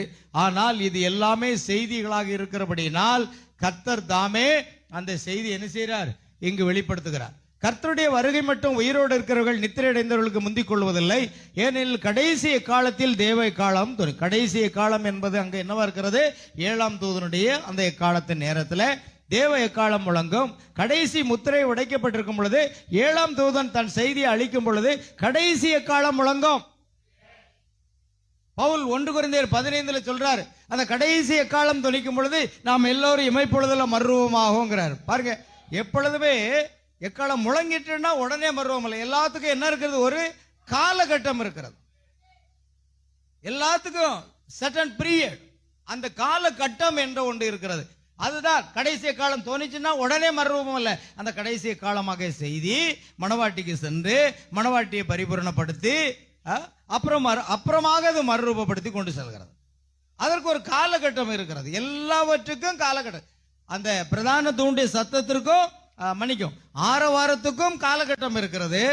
பிரதான தூண்டிய சத்தத்திற்கும் காலகட்டம் இருக்கிறது. தேவ எக்காலத்துக்கும் என்ன இருக்கு? காலகட்டம் இருக்கிறது. அதை புரிந்து கொள்ள வேண்டும். அது ஒரு நிமிஷத்திலேயோ ஒரு மாதத்திலேயோ ஒரு வருஷத்திலேயோ நிகழ்கிற காலம் அல்ல. கடைசி முத்திரை உடைக்கப்பட்டிருக்கும் பொழுது 7ஆம் தூதன் தன் செய்தி அளிக்கும் போது கடைசி எக்காலம் முழங்கும். கடைசி எக்காலம் எப்போ முழங்குதுங்க? 7ஆம் தூதன் தன் செய்தியை அளிக்கும் பொழுது, கடைசி முத்திரை உடைக்கப்பட்டிருக்கும் பொழுது. இது ரொம்ப முக்கியமாக கவனிக்கணும். கடைசி முத்திரையாக 7ஆம் முத்திரை உடைக்கப்பட்டிருக்கும் பொழுது, 7ஆம் முத்திரை உடைக்கப்பட்டிருக்கிறதா? உடைக்கப்பட்டிருக்கிறது. இந்த சமயத்தில் 7ஆம் தூதன் தன் செய்தியை அளிக்கும் பொழுது என்ன உண்டாகிறது? கடைசி எக்காலம் முழங்கும். கடைசி எக்காலம் முழங்கிவிட்டது என்று நான் விசுவாசிக்கிறேன். நீங்க விசுவாசிக்கிறீங்களா? கடைசி எக்காலம் முழங்கி அந்த எக்காலத்தின் செய்தியானது மணவாட்டியை உலக காரியங்களிலிருந்தும் பாவங்களிலிருந்தும் எல்லா விதத்திலிருந்தும் பாரம்பரியங்களிலிருந்தும் நம்மை மறுரூபப்படுத்தி கொண்டிருக்கிறது. அந்த நேரம் வரும் பொழுது ஒரு ட்விங்கிள் ஆன் ஐ, ஒரு இமை பொழுதுல நாம் மறுரூபமாக்கப்படும். ஆனா இப்பொழுது அந்த செய்தி என்ன செய்கிறது? நம்மை மறுரூபப்படுத்தி கொண்டே இருக்கிறது. ஆமென். அந்த நேரம் வரும் பொழுது நாம் திடீரென்று காணாமல் போய்விடுவோம். ஏனோக்கு தேவனோடு சஞ்சரித்துக் கொண்டிருந்தால் ஒரு நாள் திடீரென்று அவன் காணாமல் போய்விட்டான். அதுதான் இந்த உலகத்துல மணவாட்டிக்கு நிகழும். அல்லேலூயா. அப்ப கடைசி காலம் நல்ல கவனிக்கணும். கடைசி முத்திரை 7ஆவது முத்திரை உடைக்கப்பட்டிருக்கும் பொழுது 7ஆம் தூதன் தன் செய்தி அளிக்கும் பொழுது கடைசி காலம் முழங்கும். அப்ப கடைசி காலமும் முழங்கி விட்டதா? ஒரு கேள்வி எழுகிறது. நாம் என்ன நினைக்கிறோம்? அந்த கடைசி காலம் முழங்கும் போது நாம் எல்லோரும் இமைப்பொழுதில் மர்மமாக போவோம். ஐயா, கடைசி காலம் முழங்கி விட்டதுன்னு செய்தி இருக்குத. அப்ப என்னதான் முழங்கணும்? என்ன? ஆரவாரம், பிரதானுடைய சத்தம், தேவ எக்காலம். இந்த கடைசி எக்காலமும் அங்க முழங்கி விட்டது என்றால் நாம எடுத்துக்கொள்ளப்படுகிற அந்த நேரம் நெருங்கி கொண்டிருக்கிறது. அல்லேலூயா. கிறிஸ்துக்கள் மரித்தவர்கள் எழுந்திருப்பார்கள். உயிரோடு இருக்கிற நாம அவர்களோடு கூட எடுக்கப்பட்டு அவரை ஆகாயத்தில் சந்திப்போம். அவர் உரிமை பெறுகிறார். அவர் தம் சொத்துக்களை பெற்றுக்கொள்ள புறப்பட்டு வருகிறார். நீங்கள் உங்களுக்கு சொந்தமானவர்கள் அல்ல. நாம் நம்முடைய இஷ்டப்படி வாழ்வதற்கு நாம் நமக்குரியவர்கள் அல்ல. இயேசு தம்முடைய விலையேறப்பட்ட இரத்தத்தினால் நம்மை மீட்டுக் கொண்டார். நாம் எல்லோரும் அவருடைய இரத்தத்தினாலே கிரயத்திற்கு கொள்ளப்பட்டிருக்கிறோம். நம்மை கர்த்தராகிய இயேசு தம்முடைய இரத்தத்தின் மூலமாக நமக்கு கிரயத்துக்கு வாங்கிட்டாரு. நம்முடைய இஷ்டப்படி வாழ்வதற்கு நாம் அது கடனாளிகள் அல்ல. ஆமென். ஒரு காலத்தில் அப்படி நாம வாழ்ந்தோம் பிரியமானவர்களே. இப்பொழுது அப்படி அல்ல, நாம் இயேசுவுக்கு சொந்தம். ஆமென். என் இயேசுவே நான் என்றும் முந்தன் சொந்தம், என் ராஜனே அனுதினமும் வழி நடத்தும். அல்லேலூயா. நாம் அவருக்கு சொந்தமா இருக்கோம். ஏன்னா பைபிள்ல இருக்கு, நீங்கள் அவருக்கு சொந்தமான ஜனங்களாய் இருப்பீர்கள் என்று வேதத்தில் எழுதியிருக்கிறத. ஆமென். நாம் அவருக்கு சொந்தமாயிட்டோம். இந்த உலகத்தார் வாழுவது போல நாம் வாழ முடியாது. உலகத்தார் உடுத்துவது போல நாம் உடுத்த முடியாது. உலகத்தார் அழகுபடுத்துவது போல நம்மை அழகுபடுத்த முடியாது. நம்முடைய மணவாளனை திருப்திப்படுத்துகிற ஒரு வாழ்க்கை தான் நமக்குள் காணப்பட வேண்டும். என் இயேசுவை எப்படி நான் பிரியப்படுத்துவது, எப்படி அவரை சந்தோஷப்படுத்துவது, எப்படி நான் அவருக்காக வாழ்வது என்ற ஒரே எண்ணம் மணவாட்டிக்குள்ள காணப்படும். ஏன்னா நம்முடைய மணவாளன் அவர் தான். அல்லேலூயா. ஆகையால் அவர் தம்முடைய சொத்துக்களை பெற்றுக்கொள்ள புறப்பட்டு வருகிறார். 7ஆம் முத்திரை 2வது பாகத்துக்கு வர்றோம். நம்ம 10 பாகம் சொன்னோம், 1 தான் முடிந்திருக்கிறது. 2வதாக 7வது முத்திரை என்பது ஒரு காலகட்டம். ஆமென். 10 பாயிண்ட்ஸ் ஆர் தேர். 10 பாயிண்ட்ஸ் நான் வச்சிருக்கிறேன். 2வது பாயிண்ட்டுக்கு நம்ம வந்திருக்கிறோம். அல்லேலூயா. இன்றைக்கு முடிக்க முடியலன்னா அடுத்த வாரம் நாம் தொடரலாம். அல்லேலூயா. ஆகையால் 2வது பாயிண்ட் என்ன? 7வது முத்திரை என்பது என்னவா இருக்கிறது? ஒரு காலகட்டம். அவர் 7ஆம் முத்திரையை உடைத்த போது அரை மணி நேரம் பரலோகத்தில் அமைதி நிலவியது. வெளிப்படுத்தல் 8:1. ஆகையால் இந்த அரை மணி நேரம் என்பது ஒரு காலகட்டம், அது மறந்துடக்கூடாது. அரை மணி நேரம் என்பது என்னங்க? ஒரு காலகட்டம். அது எவ்வளவு காலம் முடியும்னு சொல்ல முடியாது. அதுதான் தீர்க்கதரிசி சொல்றார், அது 1000 வருடம் போன்று ஒரு நீண்டதாகத்தான் இருக்குன்னு அவர் ஏற்கனவே சொல்லிட்டார். 7ஆம் முத்திரை உடைக்கப்பட்டது. ஆனா எவ்வளவு காலம் அது நீடிக்கும், எத்தனை ஆண்டு காலமாக நீடிக்கும், அதை நாம் கூற முடியாது. அதற்கென்று தேவன் ஒரு காலத்தை வைத்திருக்கார். சொல்லப்போனால் சபை காலங்கள் என்று நாம் பார்க்கிறோம். 7 சபை காலங்களாக அது பிரிக்கப்பட்டிருக்கிறது. எபேசு, சிம்மர்னா, பெர்கமு, தியத்தீரா, சர்தை, பிலதெல்பியா, லவோதிகேயா என்று 7 சபை காலங்கள். நீங்க அங்க இருக்கிற மாட்டி வைத்திருக்கிற அந்த போட்டோவில் பாருங்க. கிபி 53 முதல் கிபி 152, பின்பு 325. அப்படியே அந்த காலகட்டத்தை நீங்க பாருங்க. ஒவ்வொரு சபைக்கும் என்ன இருக்குது? காலகட்டம் இருக்கிறது. அந்த காலகட்டம் முடிந்து சபை காலங்கள் கிட்டத்தட்ட 2000 ஆண்டுகளை நெருங்கி கொண்டிருக்கிறது. அல்லேலூயா. 2000 ஆண்டுகளாக இந்த சபை காலங்கள் நடக்கிறது என்றால், இந்த 2000 ஆண்டுகளுக்கு நடக்கக்கூடிய இந்த சபை காலங்களில் எத்தனை முத்திரை உடைக்கப்பட்டது? கரெக்டா சொல்லுங்க பார்க்கணும். சபை காலங்களுக்குரிய முத்திரை எத்தனை? ஏங்க 7 முத்திரைங்க. 7 முத்திரையில சபை காலங்களுக்கும் உரிய முத்திரை என்ன? எத்தனை? பைபிள் வாசிக்கிறீங்களா இல்லையா? 3 தான். 4வது எடுத்துக்கொள்ளப்படுதல். அப்ப நீங்க எடுத்துக்கொள்ளப்படுதல் 4 முத்திரை நமக்கு அப்படின்னா நீங்க எடுத்துக்கொள்ளப்படுதல் நடந்துட்டுன்னு அர்த்தம். வெளிப்படுத்தல் 4ஆம் அதிகாரத்திலே உடனே ஆவிக்குள்ளானேன் இங்கே ஏறிவான்னு ஒரு சத்தம் கேட்குது. பரலோக காட்சி வருகிறது. 3 முத்திரைகள் தான். வெளிப்படுத்தல் 2ஆம் அதிகாரம், 3ஆம் அதிகாரம், இந்த 2 அதிகாரம் தான் 2000 வருஷமா நடந்துகிட்டு இருக்கு. வெளிப்படுத்தல் 2ம் 3ம் இதுதான் 2000 ஆண்டுகளாக நடந்துகிட்டு இருக்கு. இதுதான் சபை காலங்கள் இல்லையா? சபை காலங்களை பார்த்தீங்க. 4க்கு நீங்க வராதீங்க. எபேசு, சிம்மர்னா, பெருகமு, தேத்தீரா, சர்தை, பிலதெல்பியா, லவோதிகேயா, இது எத்தனை அதிகாரத்துக்குள்ள இருக்கு சொல்லுங்கய்யா? பைபிளை பாருங்க. என்ன பார்க்க? இப்போதான் பைபிளை நீங்க பார்க்கணும்.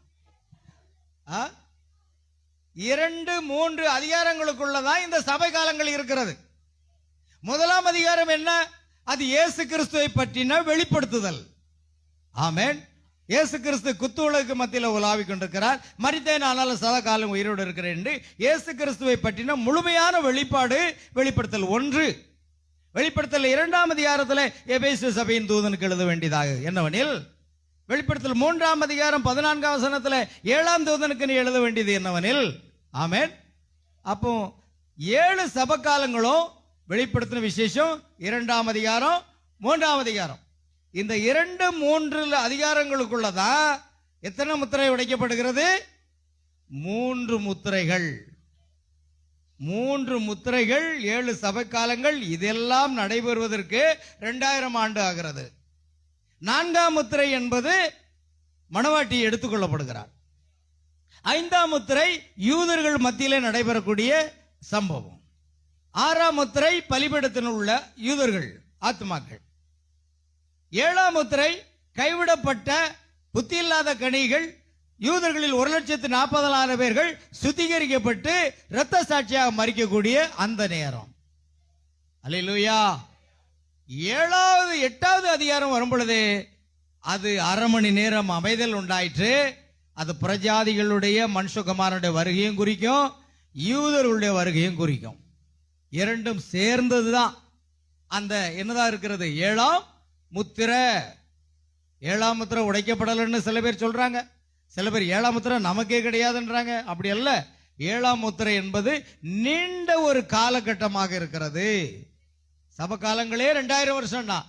அப்ப 7வது முத்திரை சபை காலங்களிலே மொத்தமே எத்தனை முத்திரை தான்? 3 முத்திரை தான். இந்த 3 முத்திரையினுடைய காலங்களே 2000 வருஷம் போயிட்டு இருக்கு. அப்படியானால் 7வது முத்திரையினுடைய காலமும் சற்று நீண்டதாகத்தான் என்ன செய்யும் இருக்கும். 7ஆம் முத்திரை உடைக்கப்பட்ட கிருபை முடிந்து விட்டதான்னு ஒரு கேள்வி கேட்கிறாங்க பிரணாம்கிட்ட. 7ஆம் முத்திரை உடைக்கப்படும் பொழுது கிருபை முடிந்து விடுமா? ஓ, அப்படி தவறாக நினைக்க வேண்டாம். கிருபையானது இன்னும் இருக்கிறது, இன்னும் ஆத்மாக்கள் ரட்சிக்கப்பட்டு கொண்டிருக்கிறார்கள் என்றுதான் பிரணாம் சொல்றார். முத்திரை உடைக்கப்பட்டோட இல்ல. நீங்க அதான் சொல்றாங்க, வேக சம்பத்துல வந்துட்டாருல, அவரு வந்துட்டாருன்னா நீங்க இங்க என்ன பண்ணிட்டு இருக்கீங்க? இதுதான் 2வது வருகன்னா இது எடுத்துக்கொள்ளப்பட்டிருக்க வேண்டுமே. ஐயா, அவர் இறங்கி வந்திருக்காரு. ஐயா, நாங்க இப்பதான் என்ன செய்யறேன், காலேஜுக்கே போயிருக்கேன். இப்பொழுதுதான் அவங்க என்ன செய்யிருக்காங்க, நோட்டு புக் எல்லாம் தந்திருக்குங்க. அதுக்கு முன்னால நான் காலேஜ் முடிச்சிட முடியுமா? அவங்களுக்கு பொதுவே பாருங்க, நீங்க இப்பதான் ஒரு பிஏ இல்ல ஒரு டிகிரிக்கு என்ன பண்றீங்க, காலேஜில் அட்மிஷன் போட்டாச்சு. இனி அவங்க நோட் புக் எல்லாம் தர்றாங்க. எல்லாம் தந்த பிற்பாடு அந்த 1 ஆண்டு காலமாக 3 ஆண்டுகளும் படித்தா தான் அந்த டிகிரி முடியும். அப்ப அந்த பாட புஸ்தகங்கள் எல்லாம் படிக்கணும், எல்லாம் செய்யணும். அதே போலதான் அவர் இறங்கி வந்து 7 முத்திரைகளை உடைத்து 7 இடிமுழக்கத்தின் செய்தியை நமக்கு தந்திருக்கிறார். இப்பொழுது அதை நாம் பாட புஸ்தகங்களை படித்து நாம் அதை நமக்குள்ளாக்கி அதில் நாம் வெற்றி காணும் பொழுதுதான் நாம் அதை பாஸ் பண்ண முடியும். பாட புஸ்தகம் கல்லூரிக்கு போன உடனே படிச்சு முடிக்க மாட்டாங்க. 3 ஆண்டுகளாக அங்க என்ன செய்யணும், 1ஆம் ஆண்டு 2ஆம் ஆண்டு 3ஆம் ஆண்டெல்லாம் படித்து கடைசியில் நீங்க பாஸ் பண்ணாதான் ஒரு டிகிரி உங்களுக்கு கிடைக்கும். அதே போலதான் கர்த்தர் இந்த பாட புஸ்தகத்தை 7 முத்திரைகளின் புஸ்தகத்தை நமக்கு கொண்டு கொடுத்துட்டார். சரிதானே இல்லையா? இப்பொழுது நம்முடைய பாட புஸ்தகம் எதுங்க? 7 முத்திரைகள் தான். இந்த பாட புஸ்தகம் தான் மணவாட்டிக்கு கொடுக்கப்பட்ட பாட புஸ்தகம். இதை அனுதினமும் நீங்க வாசிக்கணும். இதுல இருந்து தான் நீங்க பரீட்சை எழுத போறீங்க. ஆமென். அல்ஜீப்ராலாம் நமக்கு வேண்டாம், அதெல்லாம் தூக்கி தூரப்படுங்க, அது வேண்டாம், முடிஞ்சு போச்சு. இதுல இருந்து நாம என்ன செய்யணும், இதை படிக்கணும். முழுமையா படிச்சு இதை நமக்குள்ளாக்கி கொள்ளும் பொழுதுதான் நாம மறுரூபப்பட போறோம். அல்லேலூயா. நமக்கு ஒரு பாட புஸ்தகம் இருக்கிறது, மணவாட்டிக்கு ஒரு பாட புஸ்தகம் இருக்கிறது. பிரியமானவர்களே, அது முடியல, அதை இப்பதான் கொண்டு வந்திருக்கிறார். அதனால ஒரு போதகர் அப்படித்தான் சொன்னார், இவர் 2ஆம் வருகையில இறங்கி வந்து விட்டால் நீங்கள் என்ன செய்து கொண்டிருக்கிறீர்கள் அப்படின்னா, நான் சொன்னேன், நாங்கள் அந்த இடிமுழக்கத்தை புசித்து கொண்டிருக்கிறோம் அப்படின்னு பதில் கொடுத்தேன். என்னோட வயதில் ரொம்ப கூடினவர். 2ஆம் வருகை இதுதான் என்றால் 60 ஆண்டுகளாக நீங்கள் என்ன செய்து கொண்டிருக்கிறீர்கள் அப்படின்னு ஒரு கேள்வி போட்டார். நான் பார்த்தேன், 60 ஆண்டுகளாக நாங்கள் இடிமுழக்கத்தை புசித்து கொண்டிருக்கிறோம் அப்படின்னு. எக்ஸாக்ட்லி கரெக்டான. ஓ, நான் பெருமைப்படுவதில்லை பிரியமானவர்களே, கர்த்தருடைய ஆவியானவர் மத்தியில் இருக்கிறார். யாருக்கு யாருக்கு எப்படி பதில் கொடுக்கணுமோ அந்த ஞானத்தை கர்த்தர் நமக்கு கொடுத்திருக்கிறார். அல்லேலூயா. எக்ஸாக்ட்லி அதை சொல்லிட்டோம். அதை புசிக்க தானே சொன்னாரு யோவான்ட்டு இல்லையா? அந்த புஸ்தகத்தை வாங்கி நீ என்ன செய், யோவான் புசிக்காண்டவங்க தட்டுல சாப்பாடு போட்டு கொடுத்தாச்சு, ஒரு 2 உருண்டை சாப்பிட்டு வயிறு நிறைஞ்சிருமா? ஆமென். இருக்கதெல்லாம் சாப்பிட்டுட்டு அப்புறம் இன்னொரு தடவை வாங்கி அப்ப அதையும் ஒரு பதம் பார்த்துட்டு 3வது ஒரு தடவை மோர் ஊத்தி சாப்பிட்டு வலிச்சு நக்குன பருவதானா பிள்ளைட்டா. அப்ப 3 முறை வாங்கி எல்லாம் சாப்பிட்ட பிறகுதான் திருப்தி ஆகும். நாங்க சாப்பிடாண்டோம் ஐயா, வந்த உடனே நாங்க எப்படிங்க போக முடியும்? போகிறதுக்கு எங்க என்ன தகுதி இருக்கிறது? நாங்க என்ன பரிபூரணத்துக்குள்ள வந்துட்டோமா? இல்ல, இந்த செய்தி உங்களுக்கு எடுத்துக்கொள்ளப்படுதல் கேட்ட விசுவாசத்தை கொண்டு வரணும் தீர்க்கதரிசி சொல்றாரு. எடுத்துக்கொள்ளப்படுதல் கேட்ட விசுவாசம் எங்க இருக்கிறது? 7 இடிமுழக்கங்கள் இருக்கிறதுங்க. அதனால தான் நீங்க தவறாம இந்த செய்தியை ஒலிநாடாவில் கேட்கணும். அது இல்லைன்னா நீங்க பிரணாம் ஓஆர்ஜி தி டேபிள் இதெல்லாம் நீங்க டவுன்லோடு பண்ணி அந்த செய்தியை கேளுங்க. புஸ்தகமே வேண்டாங்க. நான்லாம் புஸ்தகம் வாசிக்கிறத விட லேப்டாப்ல தான் வாசித்துருவேன். புஸ்தகம் வாசிப்பேன், அண்டர்லைன் பண்ணி வச்சிருப்பேன். ஆனால் இடையில கொஞ்சம் கண் பார்வை சரியில்லாமல் இருந்ததுனால லேப்டாப்பில் ஜூம் பண்ணி பார்த்துக்கலாம். எத்தனை பாயிண்ட்னாலும் கூட்டி ஜூம் பண்ணி பார்த்துருவோம். அப்படித்தான் நான் இப்போ மெசேஜ்லாம் எடுக்கிறேன். அப்போ எனக்கு அது பெரிய எழுத்தா இருக்கு, வாசிக்கிறது சுலபமாக இருக்கும். எல்லாமே இருக்குது. தேவன் எவ்வளவு டெக்னாலஜியை நமக்கு தந்திருக்காரு தெரியுமா? இந்த டெக்னாலஜி ஒருவேளை நமக்காகத்தானோ என்று நான் நினைக்கிறேன். செல்போன்ல பார்த்துக்கலாம், லேப்டாப்ல பார்க்கலாம், கம்ப்யூட்டர்ல பார்க்கலாம், எல்லாவற்றிலையும் செய்தி இருக்கு. ஆனா நாம என்ன செய்ய மாட்டோம்? பார்க்கவே மாட்டோம். ஆமேன். ஒரு கிலோ அல்வாவோ ஒருத்தர் வாங்கி கொண்டு கொடுத்துட்டாருன்னா நான் அதை சாப்பிடவே மாட்டேன், சுகர் சாப்பிட மாட்டேன்னு ஒரு வாரம் வச்சு பாருங்க பார்க்கலாம். நீங்க வைப்பீங்களா? சுகரா இருந்தா என்ன, ஒரு நாள் சாப்பிட்டா செத்தா போவா அப்படின்னு பாதிய திங்க தெரியும்ல. ஆமேன். நீங்க அதை சாப்பிடுறீங்களோ சாப்பிடலையோ, நான் சாப்பிடுவேன். சுகரை பார்த்துக்கிட்டா சாப்பிடுறோம். அல்லேலூயா. அங்க ஒரு விருந்து வீட்டுக்கு போயிருந்தேன் போன வாரம். 25வது ஆண்டு வெட்டிங் டே. நம்ம அருமையான சகோதரி எஸ்தரம் அவருடைய மகளுக்கு போனேன். பாஸ்டர் பாயசம் குடிங்களா? ஊத்துங்க. இன்னொரு டம்ளர் குடிக்கீங்களா? ஊத்துங்க. 3வது கேட்பாங்கன்னு பார்த்தா கேட்கல. அல்லேலூயா. சுகரை எவையா பார்த்துட்டு இருக்கான். அப்ப அதெல்லாம் ஒழுங்கா சாப்பிட தெரியுதுல்ல. ஏன் இந்த செய்தியை நீங்க புசிக்க தெரியல? இன்னைக்கு தீர்க்கதரிசி புத்தகத்தை சபையில அனைவரும் வாசிக்கிறதே கிடையாது. ஆமேன். பேப்பர் எடுப்பா, அங்க ஒருத்தன் வெட்டுனா அங்க ஒருத்தன் குத்துனா, அது எதுக்கு நமக்கு? எவனாவது வெட்டிட்டு குத்திட்டு போறான். நமக்கு தேவை இந்த மணி நேரத்துக்கான செய்தி எல்லாம் முக்கியம். இதன் மேல அநேகருக்கு நம்ம சபையில சொல்றேன், அநேகருக்கு வாஞ்சியே கிடையாது. எப்படி எடுத்துக்கொள்ளப்படுதல போக போறீங்கன்னு தெரியல. செய்தியை கேளுங்க, ஒலிநாடாக்கள்ல கேளுங்க, இந்த செய்தியை தியானிங்க. ஆமேன். இவ்வளவு செய்தியை நான் தியானிக்கலன்னா இன்னைக்கு செய்தியை உங்களுக்கு கொண்டு வர முடியுமா? நாங்களும் உங்களை போன்ற ஒரு விசுவாசி தான். ஞாபகம் வச்சுடுங்க. செய்தியை இதை தவிர வேற எந்த செய்தியும், எந்த ஸ்தாபன போதகங்களும், எந்த பெந்தகோஸ்தே போதகங்களும் நம்மை மறுரூபப்படுத்தி கொண்டு போகவே போகாது. செய்தியை தான் தியானிங்க, வார்த்தையை தியானிங்க. அல்லேலூயா. கவனிக்க வேண்டும். அவர் ஏழாவது முத்திரை என்பது என்னவா இருக்கிறது பிரியமானவர்களே? ஒரு காலகட்டம். அதற்கு ஒரு காலம் இருக்கு. சபை காலங்களுக்கு காலம் இருக்கிறது போல, ஒவ்வொரு முத்திரைகளுக்கும் காலம் இருக்கிறது போல, 7வது முத்திரைக்கு என்ன இருக்கிறது? ஒரு காலம் இருக்கிறது. பாருங்கள், அவர் 7ஆம் முத்திரையை உடைத்த போது அரை மணி நேரம் பரலோகத்தில் அமைதி உண்டாயிற்று. வெளிப்படுத்தல் 8:1. வெளிப்படையாக இது எங்கள் எடுத்துருவோம். இதுல கொஞ்சம் இது கூகுள் டிரான்ஸ்லேஷன், தமிழ்ல கிடையாது. அந்த தமிழ்ல தேடி பிடிச்சி எடுக்கணும். அதனால கொஞ்சம் எடுத்தேன். ஆனா இது கூகுள் டிரான்ஸ்லேஷன் கொஞ்சம் வித்தியாசமா தான் இருக்கும். அது பேராந்தியம், பேரானந்தம் அப்படின்னு இருக்கும்.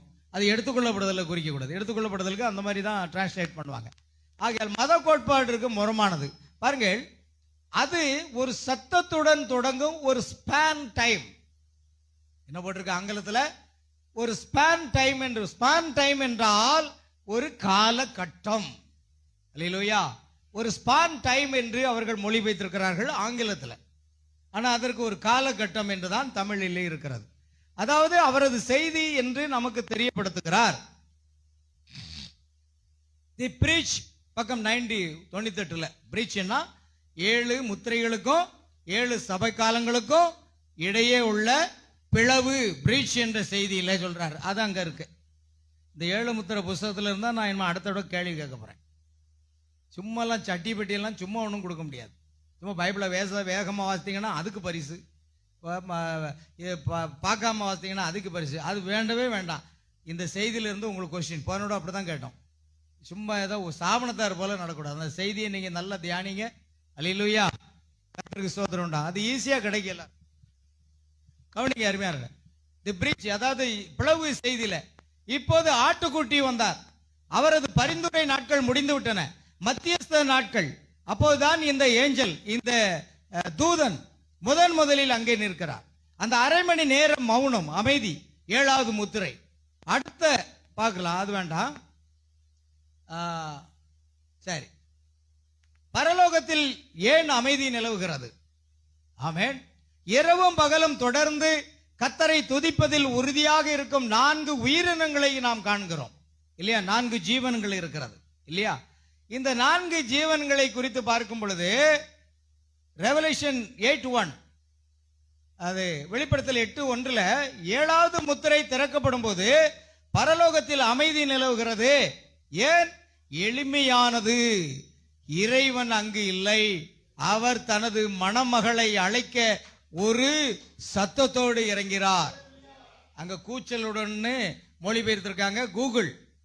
நாம சத்தத்தோடு இறங்கி வருகிறார். மணமகளை அழைக்க இறங்குகிறார். ஓ மணமகளே. கல்யாண வீட்டில் எல்லாரும் அந்த காலத்துல ஒரு பாட்டு போடுவாங்க. கல்யாணம் முடிஞ்சு மணமகள் அங்கிருந்து வர்றாங்க அப்படின்னா அவங்க என்ன செய்வாங்க? மணமகளே மருமகளே வா வா அப்படின்னு போடுவாங்க. எங்க கல்யாணத்துக்கு அந்த பாட்டை கூட காணும். நாங்களே பாடிக்கிட வேண்டியதான், வேற வழி இல்லை. அந்த காலத்தில் அப்படிதான் பாடுவாங்க. மணமகளே, ஐயா கிறிஸ்தவங்களா இருந்தாலும் சரி, இந்துக்களா இருந்தாலும் சரி, யாரா இருந்தாலும் சரி என்ன செய்வாங்க? இந்த பாடலை, இது பழைய ஒரு சினிமா படம், அந்த பாடலை தான் எல்லா ஸ்பீக்கர் காட்டுக்காரனும் வச்சிருப்பாங்க கல்யாண வீட்டுக்கு. மணமகளே மருமகளே வா வான்னு சொல்லி அழைப்பான். அதே போல கர்த்தர் மணமகளை அழைக்க அவர் இறங்கி வர்றார். அவ்வளவு சந்தோஷமா இருக்கும். அல்லேலூயா. அவர் ஒரு இறங்கினார். அடுத்து 7வது முத்திரை பாருங்க, அது ஸ்பான் டைம். ஸ்பான் டைம் அப்படின்னா ஒரு கால கட்டம். நீங்க டிக்ஷனரியில போய் பாருங்க, SPAN ஸ்பான் டைம் அப்படின்னா என்ன? அடுத்து 7வது முத்திரை ஒரு முடிவுக்கு வரும்.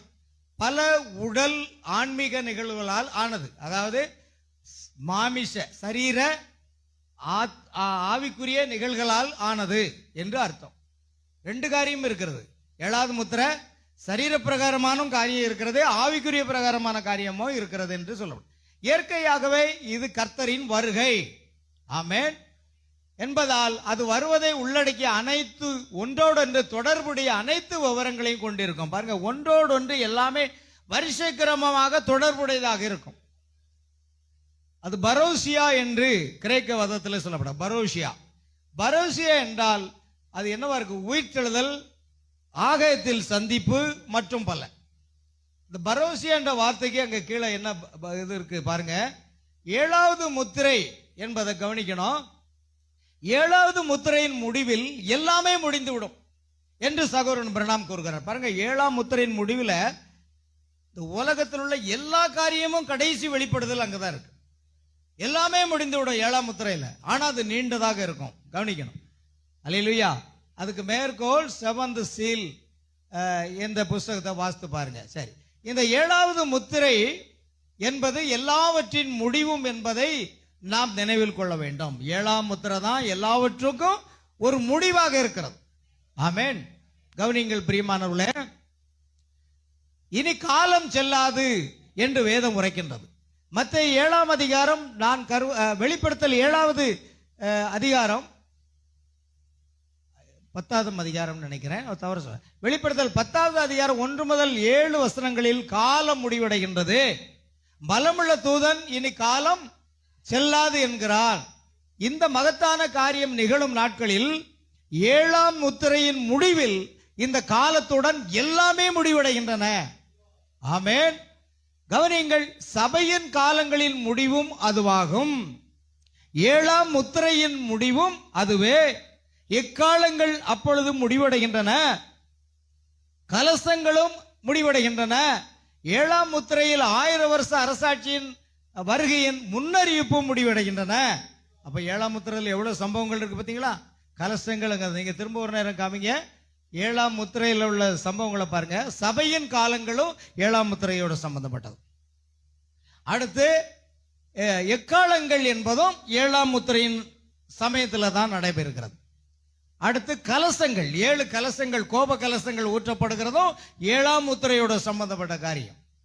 அடுத்தது 7ஆம் முத்திரையில் 1000 வருட அரசாட்சியினுடைய வருகையின் முன்னறிவிப்பும் அங்கு வருகிறது. அப்ப 7ஆம் முத்திரைங்கிறது எங்க துவங்குகிறது? 63ஆம் ஆண்டுல துவங்கி அது 1000 வருடம் நீண்டதாக இருக்கும்னு சொல்லவரே கலசங்கள்.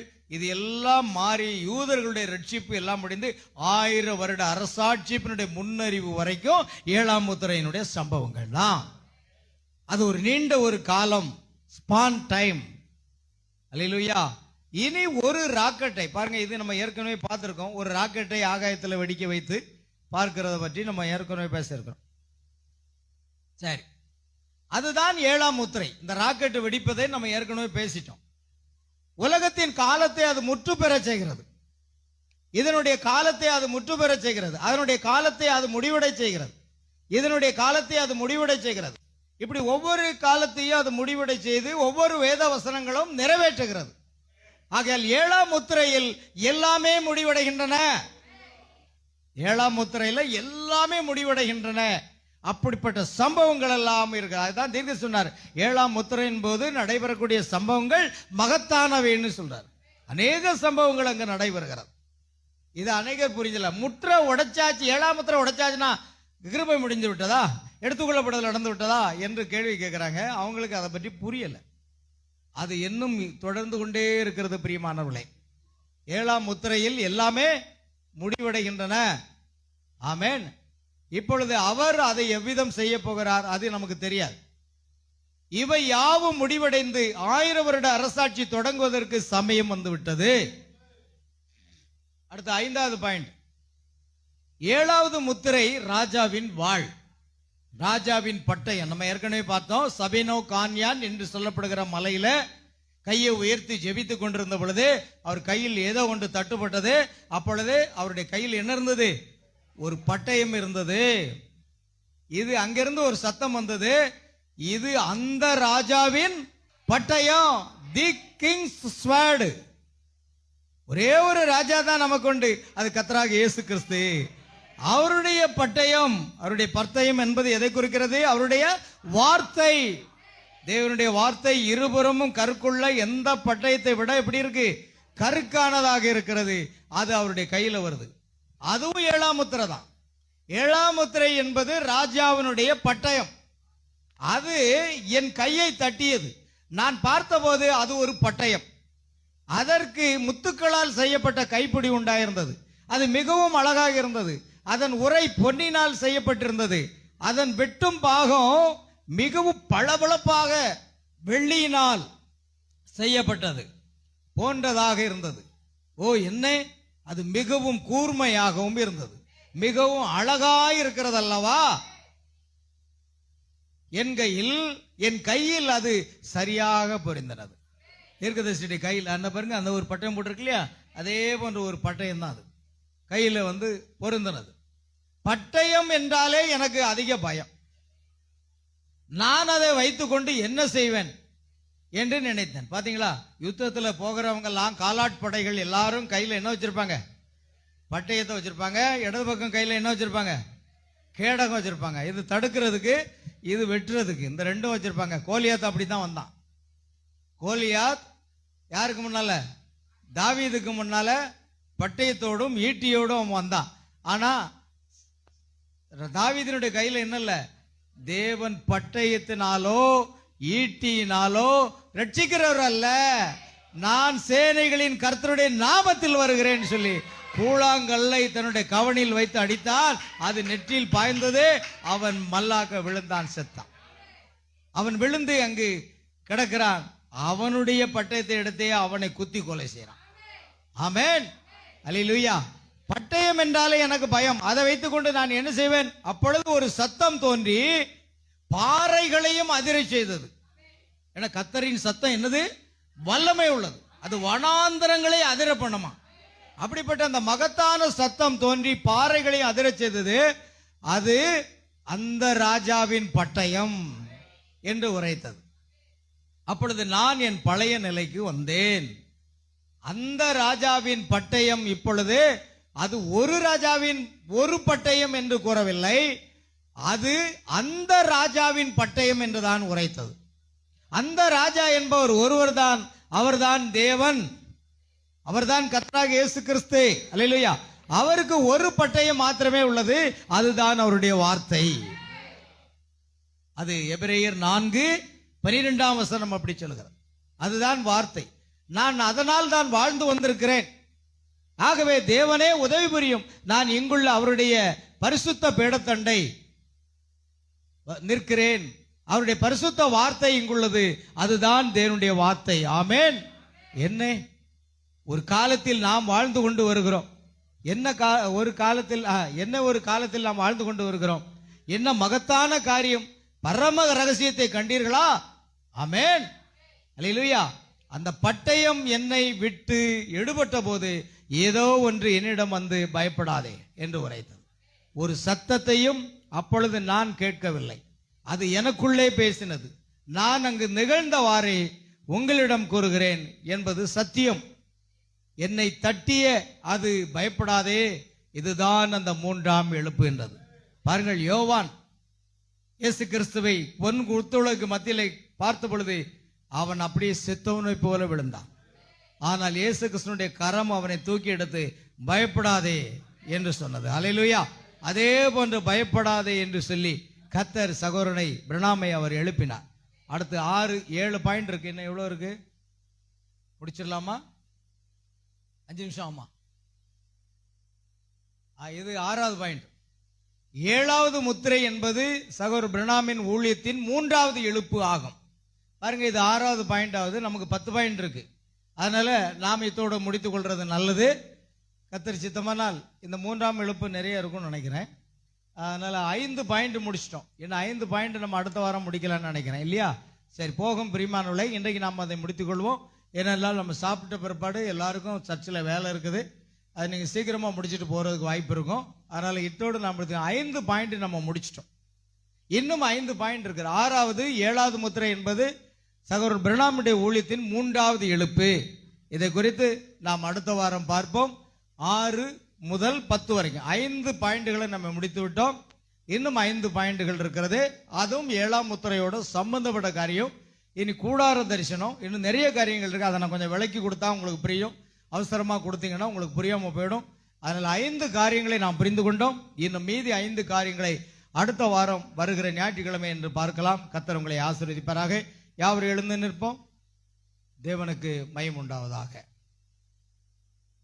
Price the Lord. யாவரும் எழுந்து நிற்போம். பிரியமானவர்களே, கடைசியாக நாம் ஒரு பாடலை பாடி எப்பொழுதும் போல நாம் ஜெபத்தோடு கடந்து செல்ல கர்த்தர் நமக்கு உதவி செய்வாராக. ஹல்லேலூயா. Praise the Lord.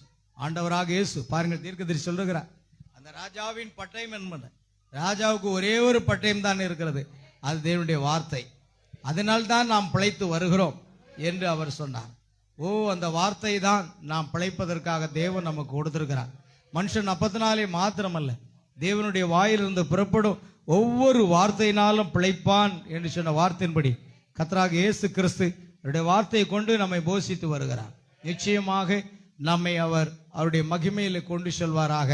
நாம் ஜெபிப்போம், பாடுவோம்.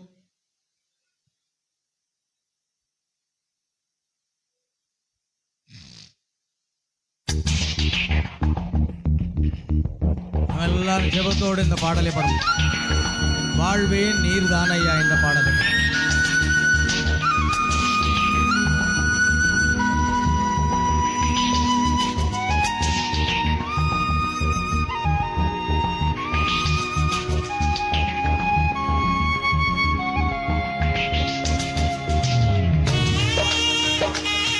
கரங்களை தட்டி பாடுவோம்.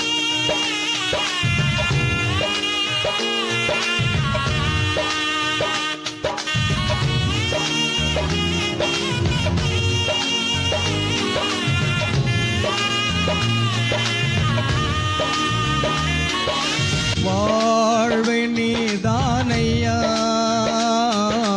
என் வாழ்வே நீதானையா, வாழ்வே நீர்தானையா,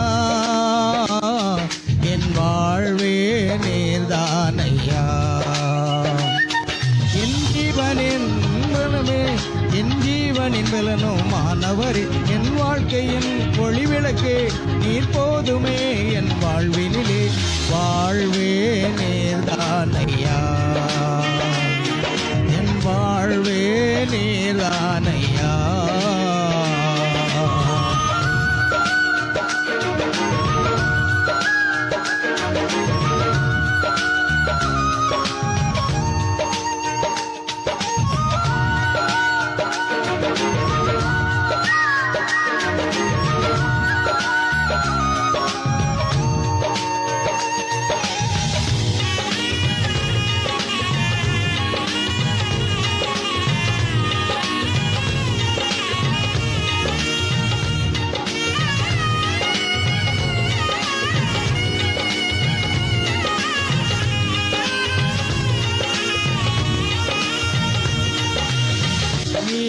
மாத்திரம் இல்லை என்றால் மனிதர்கள் உயிரோடு விழுங்கியிருப்பார்கள்.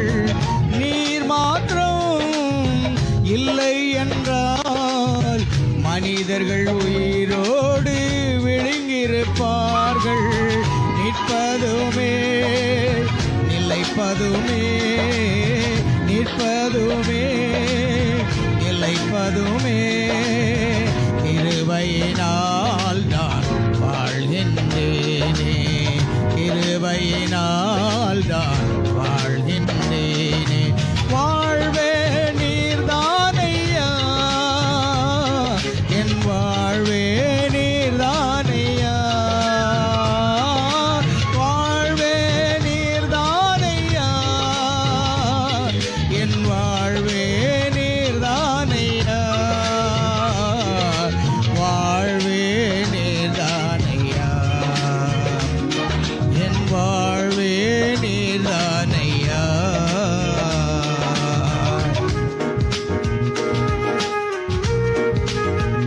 அவருடைய வார்த்தையே நமக்கு ஜீவன். அவரே வார்த்தையாக இருக்கிறார். அவரை நமக்கு புசிக்க கொடுத்தார். குமாரனை உடையவன் ஜீவனை உடையவன். நாம் அவரை புசிக்கும் பொழுது நமக்கு நித்திய ஜீவன் உண்டு என்று சொன்னார்.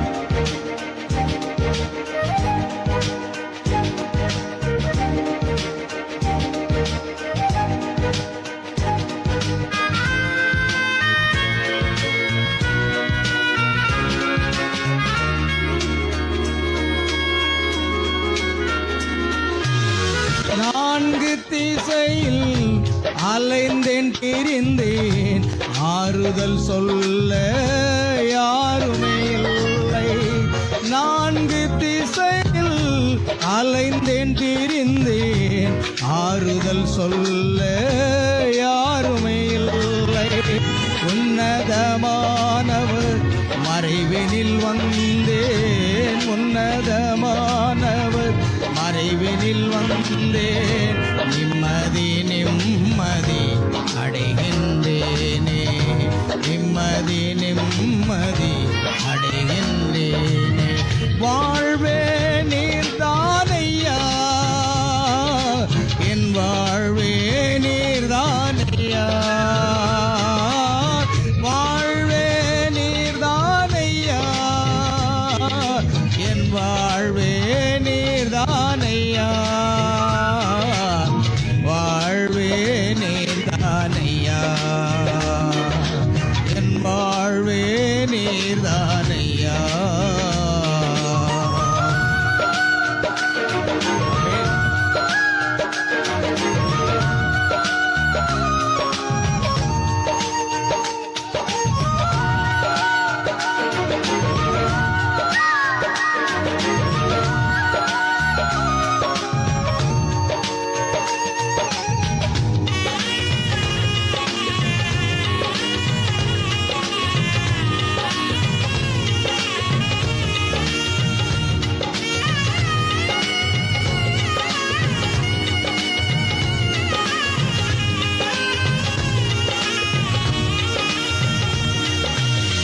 மாறிப்போகும் உலகினிலே மாறாத தெய்வம் நீதானையா.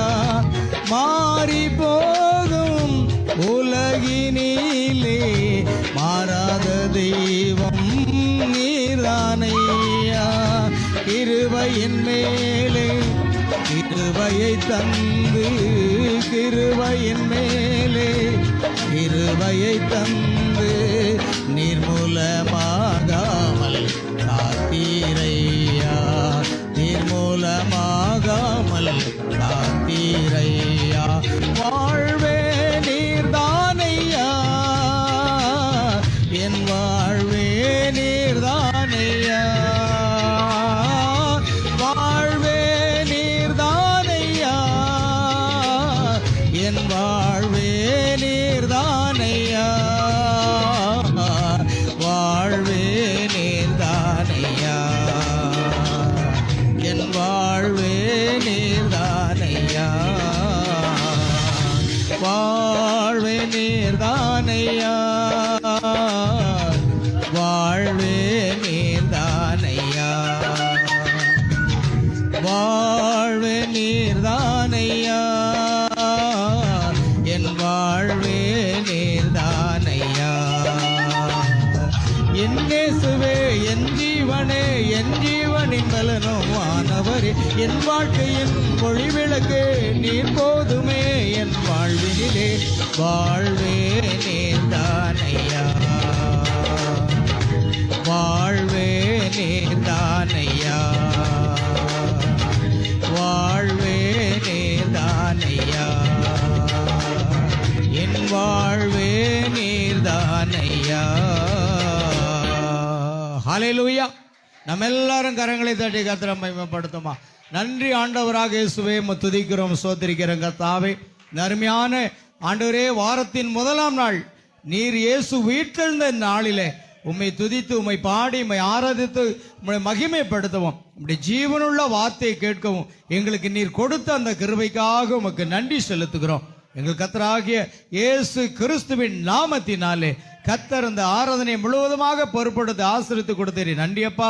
இந்த ஆராதனையில் கலந்து கொண்ட ஒவ்வொரு சகோதர சகோதரிகள், பிள்ளைகள், பெற்றோர்கள் அனைவரையும் கர்த்தர் ஆசீர்வதியும். இந்த செய்தியை நேரடி ஒளிபரப்பின் மூலமாகவும் ஆண்டவரே, இன்னும் முகநூல் வழியாக, யூடியூப் வழியாக கேட்க போகிற ஒவ்வொரு தேவனுடைய பிள்ளைகளும் ஆசீர்வதிக்கப்படுவார்களாக. நாங்கள் எங்கிருந்தாலும் சரி ஆண்டவரே, ஒரு நாள் ஒரு எம்மைப்பொழுதிலே மர்வமாகி ஆகாயத்தில் நாங்கள் சந்திக்க தேவன் கிருபை செய்ய வேண்டுமா ஜெபிக்கிறோம். நீரே பொறுப்படுத்த வழிநடத்தும், ஆசீர்வதியும் பலப்படுத்தும். சகல துதி கன மகிமை யாவற்றையும் உமக்கு செலுத்துகிறோம். எங்கள் கர்த்தராகிய இயேசு கிறிஸ்துவினுடைய நாமத்தில் கேட்கிறோம் பிதாவே, ஆமென். என் ஆத்மாவே கர்த்தரை ஸ்தோத்திரி, என் முழு உள்ளமே அவருடைய பரிசுத்த நாமத்தை ஸ்தோத்திரி. என் ஆத்மாவே கர்த்தரை ஸ்தோத்திரி, கர்த்தர் செய்த சகல உபகாரங்களையும் மறவாதே. ஆமென். நம்முடைய கர்த்தராகிய இயேசு கிறிஸ்துவினுடைய கிருபையும் தேவனுடைய அன்பும் பரிசுத்த ஆவியுடைய ஐக்கியமும் சந்தோஷமும் சமாதானமும் சுகமும் பலமும் ஆசீர்வாதங்களும் நம் அனைவரோடும், நம் குடும்பத்தார் அனைவரோடும், சகல பரிசுத்தவான்கள் அனைவரோடும் இன்றும் என்றும் சதா காலமும் நிலைத்திருப்பதாக. ஹல்லேலூயா. Praise the Lord. கர்த்தராகிய இயேசு கிறிஸ்து உங்கள் ஒவ்வொருவரையும் ஆசீர்வதிப்பார். God bless you. God bless you.